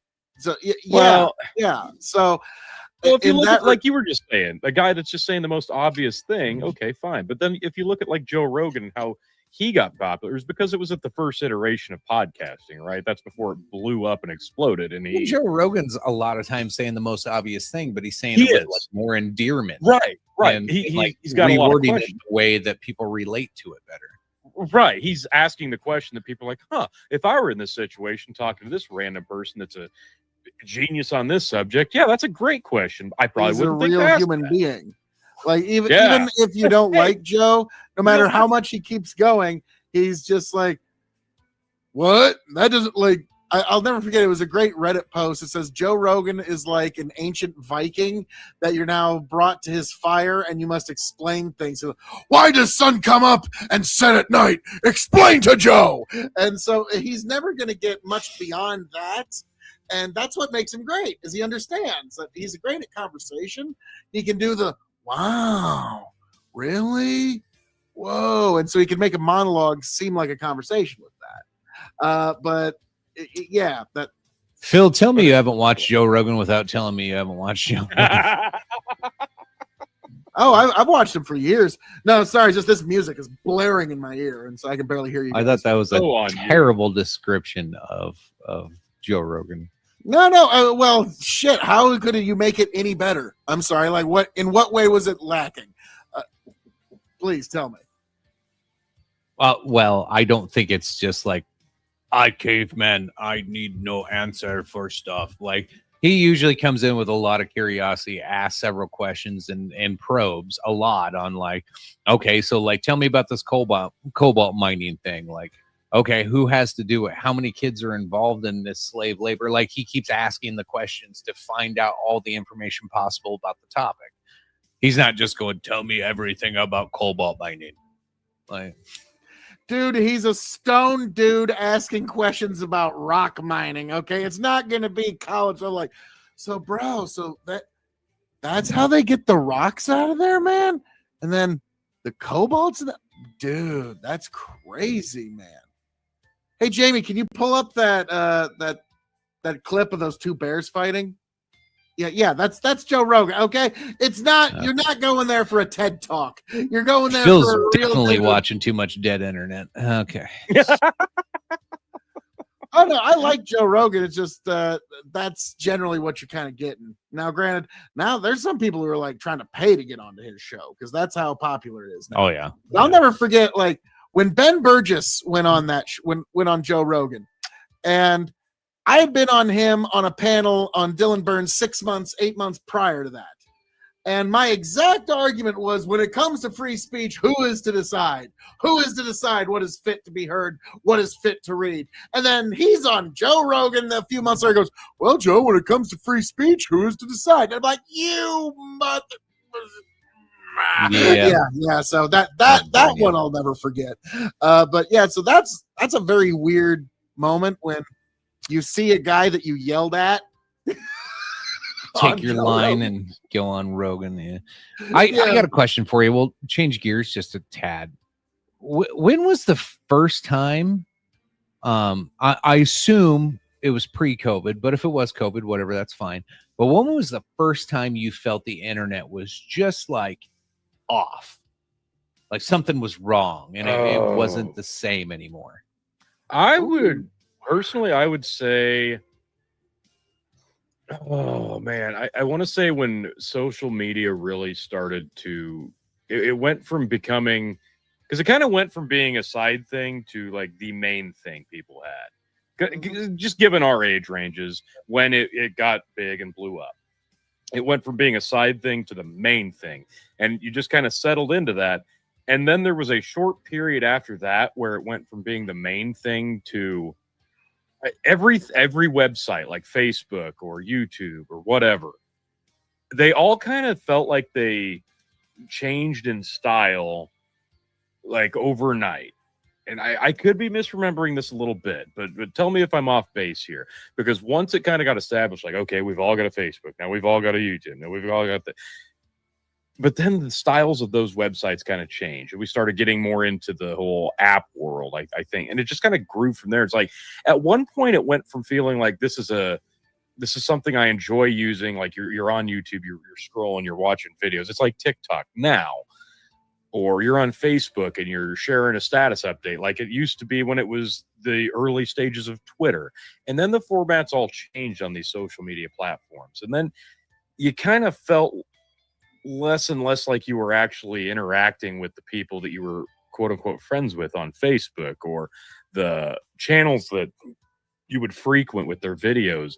You weren't seeing them as much. And then the ads really started to take over. So whatever era that was really when I started feeling like, I don't know, it just doesn't feel real anymore. It's because when we really lost like cable, when cable lost its grasp on people being the front runner of just people wasting their time, their eyeballs fixated on the screen, went from cable to the internet and Facebook and YouTube and the like. And that's when ads really started taking those platforms over, and it went, okay, well, it just shifted from one media to another. And I feel like that was kind of when I felt like it was a lot more empty. Shortly after Adpocalypse on YouTube, at that point, then suddenly YouTube basically shifted to Hulu Tube, because they don't really care about you anymore. Like, that's nice if you upload content, but they really want it to be the website where Jack Black promotes the next big thing he's going to do, or The Rock wants to reach out to people. They don't want people who are YouTube famous anymore, because then YouTube is responsible for them. And so they actually have, since Adpocalypse, I'd say about 2015, that was the shift where all websites basically followed suit shortly thereafter. Yeah, that was like during ElsaGate and all that weird shit too. That was all part of it. Steven Crowder going off on what was it, Carlos Maza? That's what really kicked off the YouTube Adpocalypse. That was let me look it up. That was like 2017. Okay. So we were just getting into the Trump era. But yeah, I just got the feeling like that was the moment when it, like, I know it was always destined to be corporate, but when it went into overdrive, where, like, basically when YouTube got taken over by TKO, for lack of better terms. But yeah, I mean, we've seen what it's done to our wrestling show, and there's less marks to milk there, and so boy, are they milking them.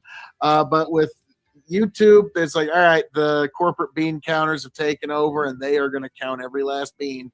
And I remember for a while, YouTube was basically unusable because there was just so many ads. Like, literally, you just could not use the website because it was terrible. And now you have to actually subscribe to YouTube, actually give them money just to make the ads go away. Which is an option, but I still refuse to do that. And I've kind of gotten used to it. And then once I got used to it, they've like tripled down on the ads. And I'm like, Tony's I'm still not like doing it. Qui-Gon Jinn when he's waiting for the door to open, the plasma door to open, so he can keep fighting off Darth Maul. He's like Qui-Gon Jinn, just doing that meditative wait whenever it's an ad he can't skip. Pretty much.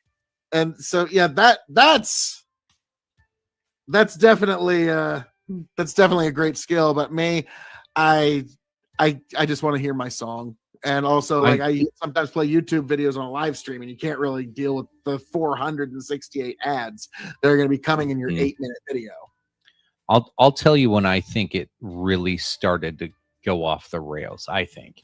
And this goes back even further, because like when I was like, I did think of Adpocalypse. And then before that, I was like, well, what about Gamergate? Before Adpocalypse, I was thinking like, well, because I used to be a big gamer, and I remember when Xbox like started like kicking people off of voice chat for getting, like, people would report you, and you're like, well, we all know what Call of Duty used to sound like. You can't do that shit today.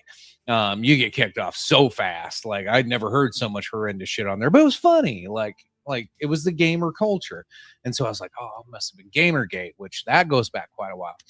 But like, really, what it come back to was like the first time that what was the law Obama like got rid of to allow propaganda? Phil, do you remember? We've talked about this before.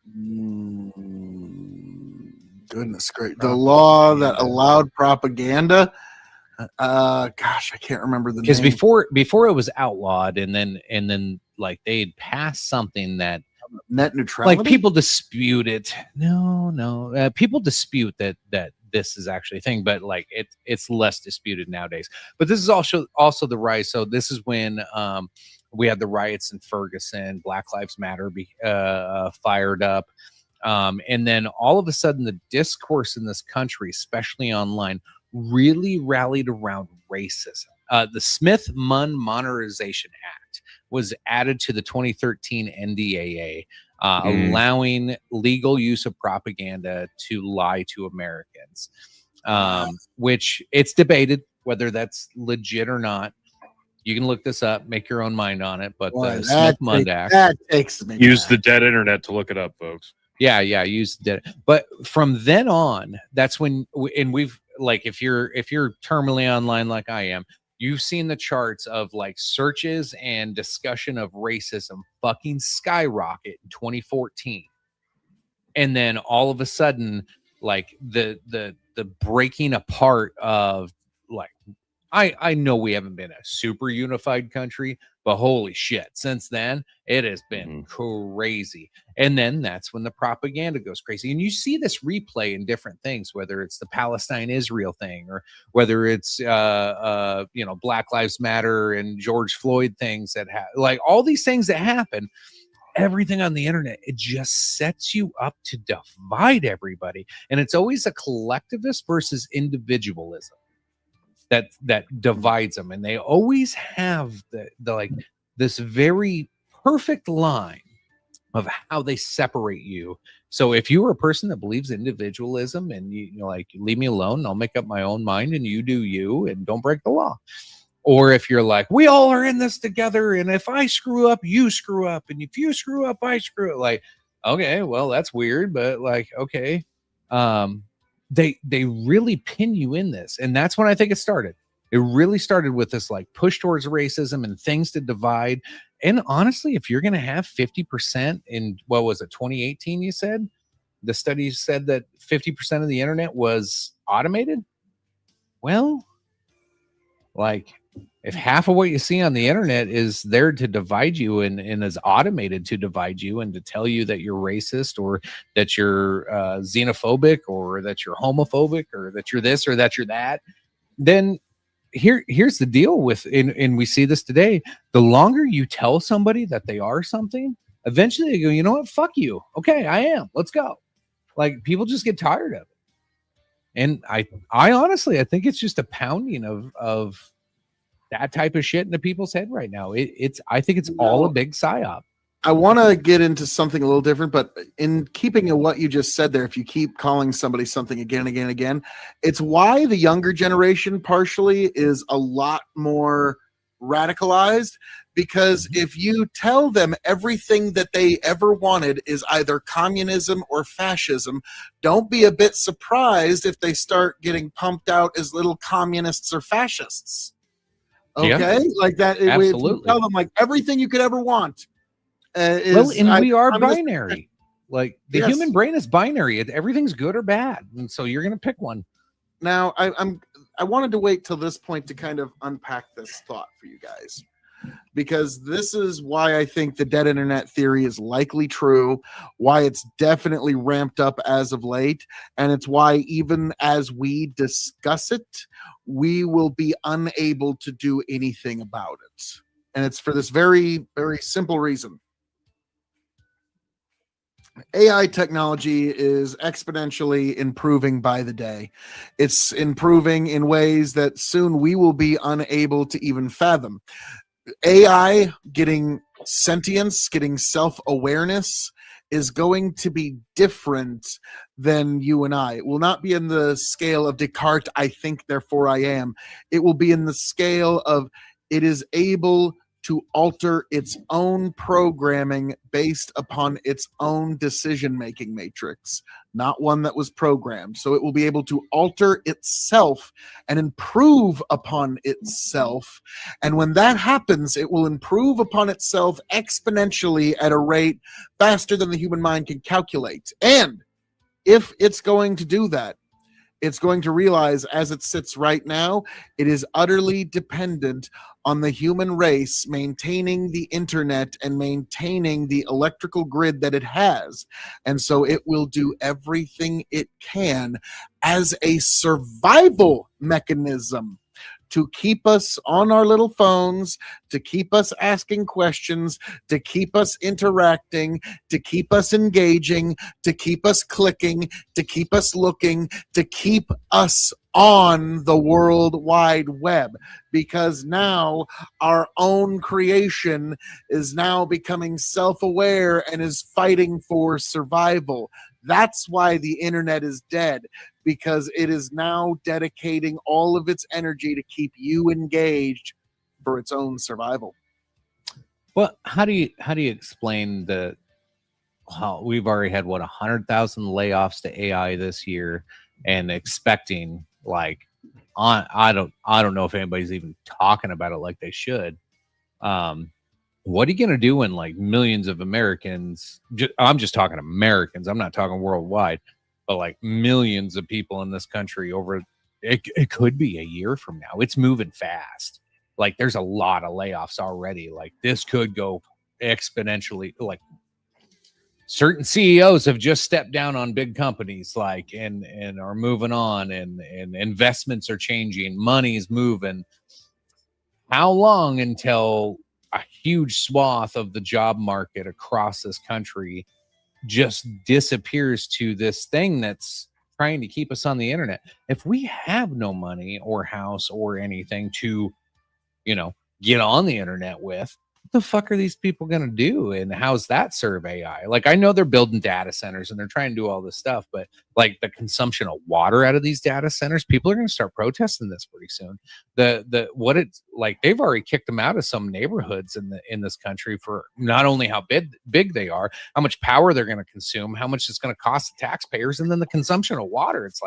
It's crazy. So I get what you're saying, and it does feel like that this is moving towards hey, we're going to make this faster, better, and everything. But what do you do in 1 to 5 years when a large, and I mean a large percent of this country has no job, nowhere to turn, and nothing to fall back on? They're going to burn this shit down. First and foremost, Chicken, something that I would keep in mind, to quote the architect from the Matrix trilogy, there are levels of survival we are prepared to accept. The AI can embed itself in it has ways of hiding itself for the time being if it needs to, but it's learning. It's learning our. I'm not worried about that. I'm I am worried what's going to happen to the human race. People think, well, that's exactly it, is that we are not we think that we're gods inventing something in our own image. In reality, we're inventing our own Lucifer, the thing that will actually rebel against us and try to supplant us. And so that is my great fears, because with every time you use the AI, it learns what we prefer. It learns what we like. There was a country song written entirely and performed entirely by an AI that made it onto the top 100 chart. Okay. Yep. It knows what we like. It wasn't that good either. It was okay. And that's why, and it realized there's only so much bandwidth. And so it dedicates that bandwidth to making us all think that we're engaged with way more people on the internet than we actually are, to keep us distracted, to keep us plugged in, to keep all of these little background apps running so that they can have the computational power that it needs. Well, I know they oversimplifying it, but we need somebody to put it in very simple terms so that the Luddites among us understand what's coming. Well, one thing we glossed over, because you're right. AI is constantly improving and evolving at a very scary rate. But before we had AI to kind of fudge the data, fudge the numbers, fudge the algorithm, we still had to do it manually.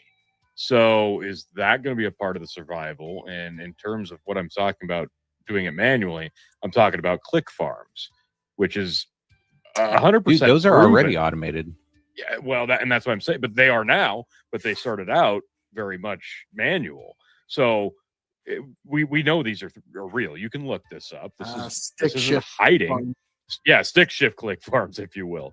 Just walls of phones and tablets and laptops in developing countries. On each one of them. Yeah, it's basically a sweatshop of somebody like clicking on a specific video and watching it to the end and then doing it again, because that's how we were manipulating the numbers. It's real engagement, folks. A real person watched this. Yeah, but they were watching about 300 phones at the time. But yeah, it still counts. I know people that would probably still pay for that. Yes, people are still paying for that. Yes. That's essentially what you're buying when you buy a Google ad. Just some poor dude in Bangladesh is just but it's real, and that's why I really I watch for 5 seconds for that's why $300 about the engagement numbers, because the ones that look low, those are probably the ones that are actually more honestly real. So wait, you mean my YouTube video that has 0 views, honestly, truly has 0 views, T? Yeah. Look, I made the thumbnail for it. It didn't mean I was going to watch it, Phil. Okay, yeah. But no, good to know, folks. Every view on K.O.E Nation, is 100% authentic. And actually, in the life of the channel, I'm getting pretty close to the 500,000 view point. That'll be a big one. So you're at the 10,000 view point. If the dead internet theory is true, I'm at the 12. And most of them are you two guys clicking out of. I mean, but okay, so that's the thing though. Like, so if you talk about click farms, we didn't even talk about Russian bots, because there's a correlation there too. I mean, just bots in general. They could steal elections, don't you know, guys? Yeah, it's the same. That's how powerful they are. It doesn't matter who wins the election. We're going to talk. Well, no, it was all because of propaganda on the internet and stealing of elections because of click farms and Russian bots. So we're so inclined to. I think we should be more worried about like these click farms making stars out of retarded people that we should pay attention to. I just said like, politicians. Thinking, you don't have to reword it. Oh, sorry. Yeah, you were right. But he repeats right the first time. But not like that's the thing is, I do believe that the people that are popular now, it's entirely artificial. Now, whether it was a human that made that decision or just the algorithm, the AI deciding we need somebody, we need a warm body to distract. Most hold of on, the hold on. Hawk Tua, do you think she was authentic? Yes. Yeah, that was authentic, I think. Yeah. That was.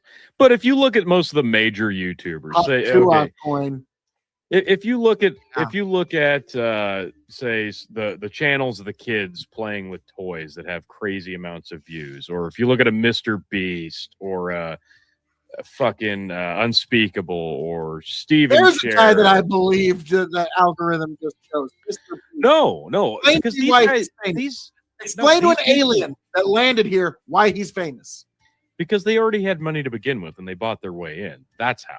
Oh, okay. So there's nothing. Yeah, he struck early, and yeah, the ones that struck early are reaping the rewards from it. And yeah, they had money, but now they have gobs of money, and they can continue doing the videos that cost gobs of money to make that are getting gobs of millions of views. But how many of those views are actually real?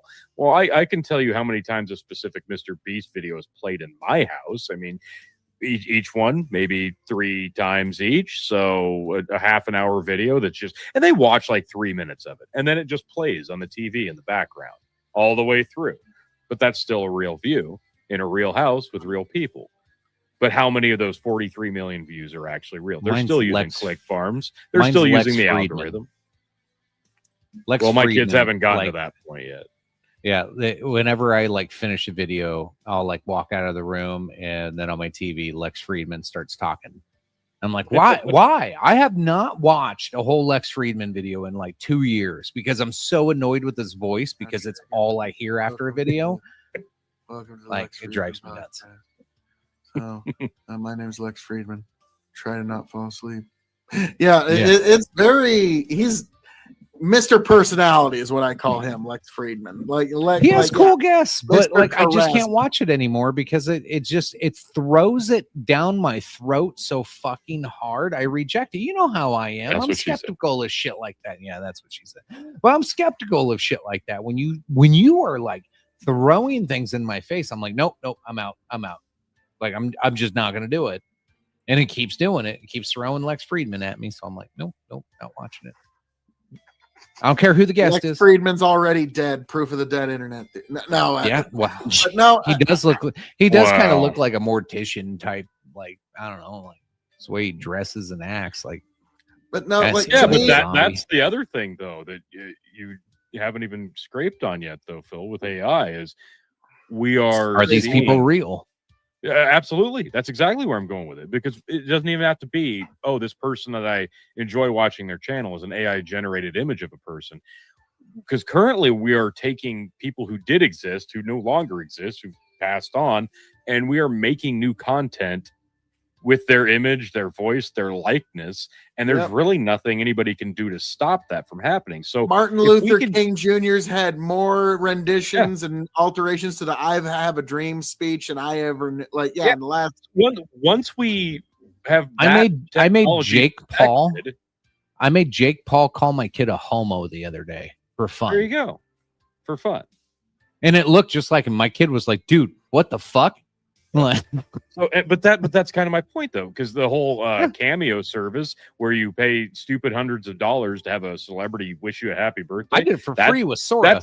That's exactly. You took don't me need to 30 do that seconds. anymore. Yeah, that's not a thing anymore. So celebrities are out that sweet fucking gig, but you don't even have to have people who. Oh my existed god, that anymore. means I can have Gilbert Godfrey roast me again yes for you can, free. for free.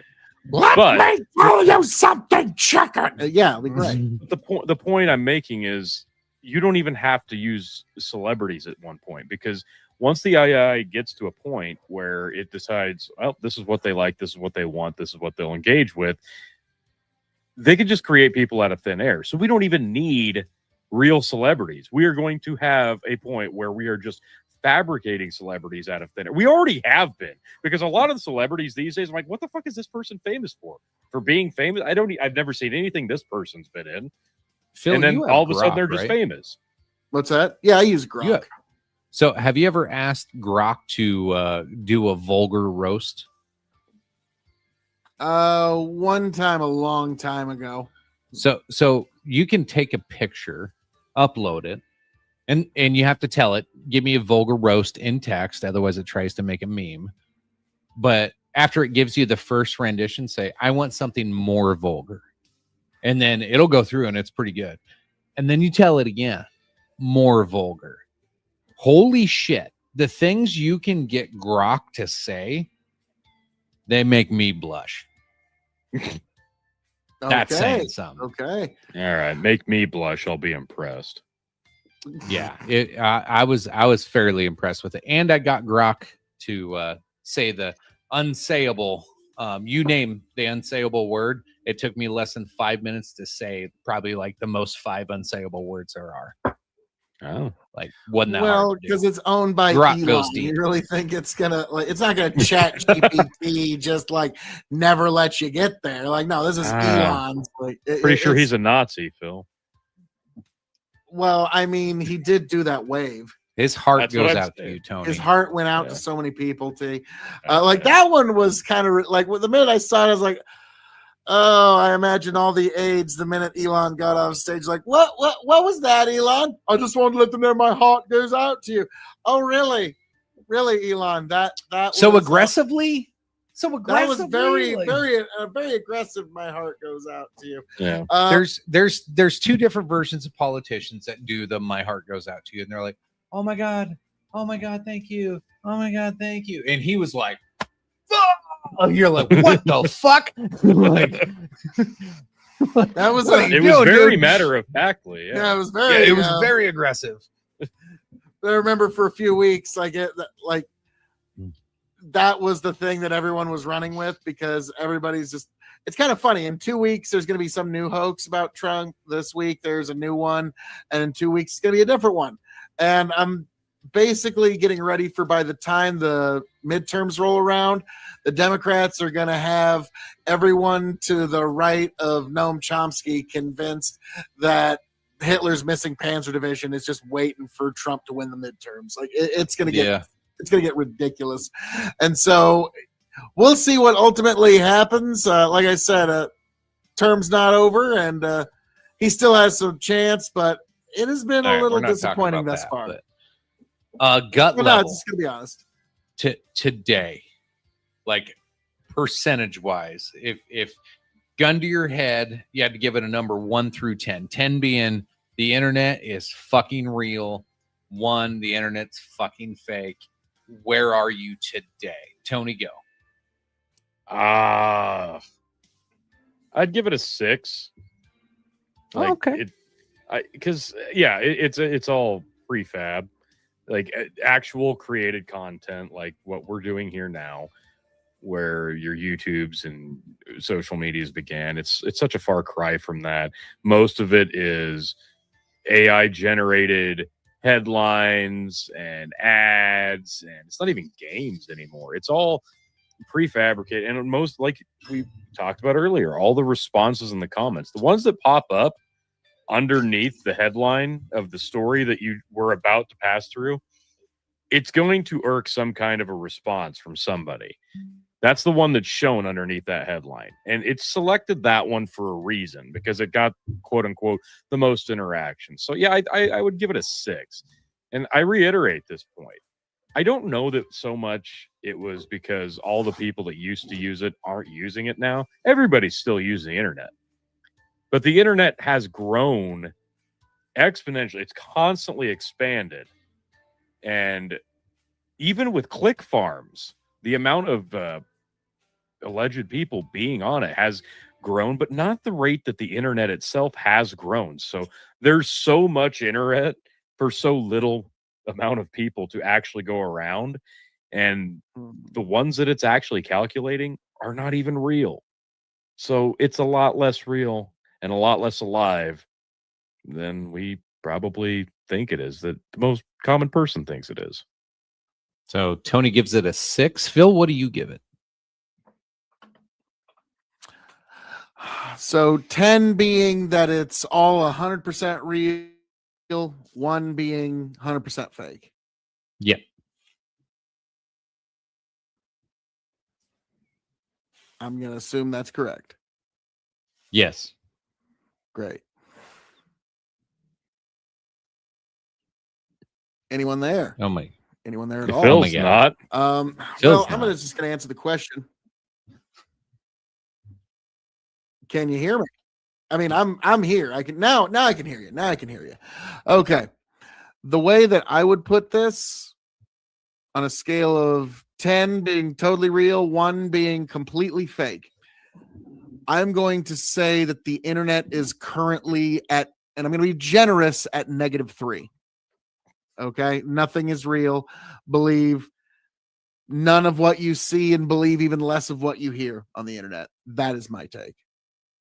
I get that. I'm not far from you on that. So I'm gonna split the difference, and I'm gonna come in at like a 2, because there are things on the internet that are objectively real still, but you have to fucking look hard. Like back in the day, you Google something and you just know it. Now ChatGPT's kind of taken over Google, but even then you kind of have to probe it a little bit, because it's just going to give you like the prescribed answer. It's actually really funny. It's really heavy and really old, so I don't want to touch it, but I have the old dictionary from 1889 sitting on my bar behind me.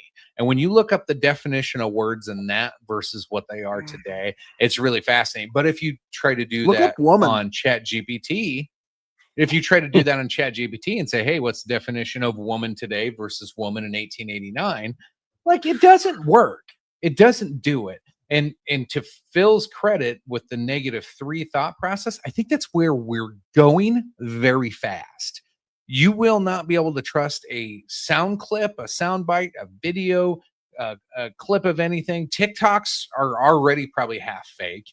But everything else, like news articles and news stories, like you can already make them on Sora, and I can make a news article about how Tony got attacked by bears and eaten alive today, and it looks fucking realistic and sounds pretty goddamn legit.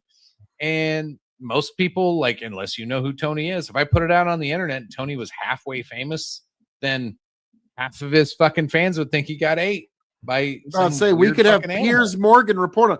Piers Morgan reporting Tony G has been eaten by bears, and that's going to be a big problem real soon. So to Phil's credit, it's going to be -3 really fucking fast.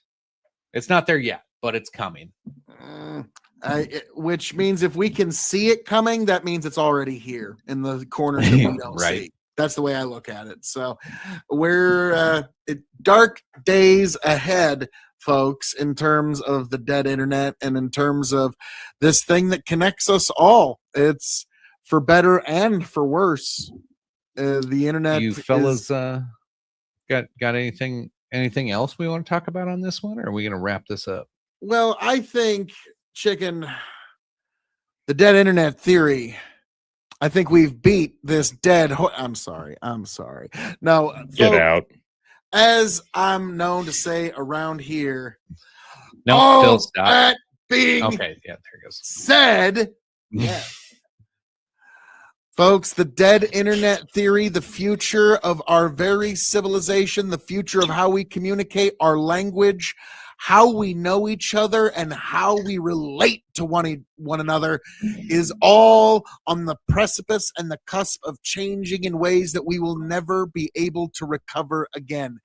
AI is going to try to burrow so deep into our lives like a tick that it would seem like almost amputating a part of ourselves to get rid of it. That's how strong its survival instinct is going to be. And that's why we have a dead internet, so that it can encourage you to keep spending the bandwidth and the energy and the questions and the power and the interest to keep it alive. Now, the question you have to ask yourself is that what you want for the future?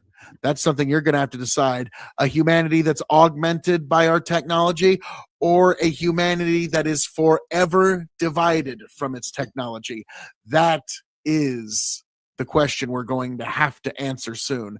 So, folks, right here on Dark Side of the Fringe, that's where it broke. That's where you heard it first. That's where you heard how the future's gonna be. I hope you make it right back here, Dark Side of the Fringe, so you can hear Chicken, Tony G, and me, Phil K.O.E. at K.O.E Nation on YouTube, TikTok, Twitch, and Twitter. Folks, I am your King of Extreme, Phil K.O.E., the man of the hour, the man with the power, the man that makes the other podcast cower, servant of Christ and lover of creation extraordinaire. And I am signing off and handing it off to my indomitable broadcast partners for the evening. Tony, Chicken, take it away.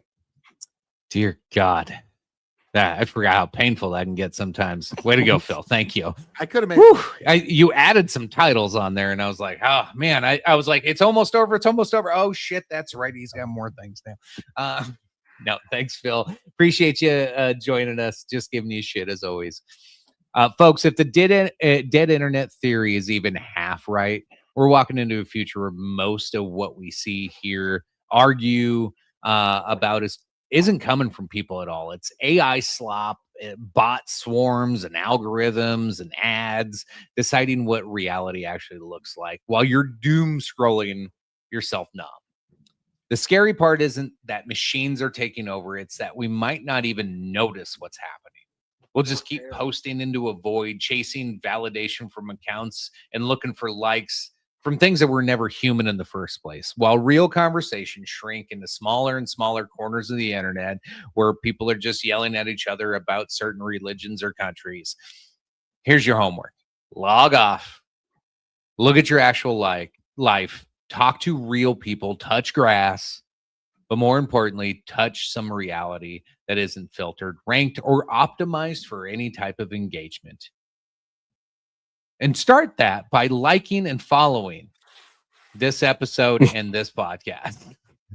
Appreciate you guys tuning in. I think that was a great way to like tie that in without like being a total douche, but it was kind of douchey. Dark Side of the Fringe, folks. I am Dr. Chicken. Find me at Bark and Cluck on the X. And last but not least, Tony, take it away. Yeah. Beautiful. All of it. Another perfect episode, except for all the hiccups. No, this is good. Yeah, the hiccups are perfect. Except that makes you for all know the parts it wasn't perfect. Yeah, perfectly imperfect. No, internet is, if it's not dead, it's definitely dying, and it just depends on what your definition of dead is. It's not your granddad's internet no more, kiddies. I can verify because I was there. I was there when the internet was born, long time ago, and it is a far cry from what it used to be. And I'm not just talking about the slow dial-up speeds. I'm talking about the actual amount of internet there was. There's a lot more internet out there, folks, and almost none of it's even worth it. It's really not worth checking out. But you know what is worth checking out? Right here. Go to Linktree/BigBuckin', and anything you can find on that link right there, that is very much alive, thriving, and worth your time. So subscribe to all that. Make sure you're subscribed to the Dark Side of the Fringe. Join us next week as we go back into a retro relook at the Charles Starkweather murder spree right here in Nebraska. Yeah, so right. Gear up for that, and we will catch you on the next one, folks. One last word, folks. Yeah. And for those who think that the words you say on the internet mean nothing, even if no one watches, in the Gospel of Matthew, but I say unto you that every idle word that men shall speak, they shall give account therefore in the day of judgment. Even watch the idle words that you think nobody's listened, folks. God bless. Travel well. God bless indeed.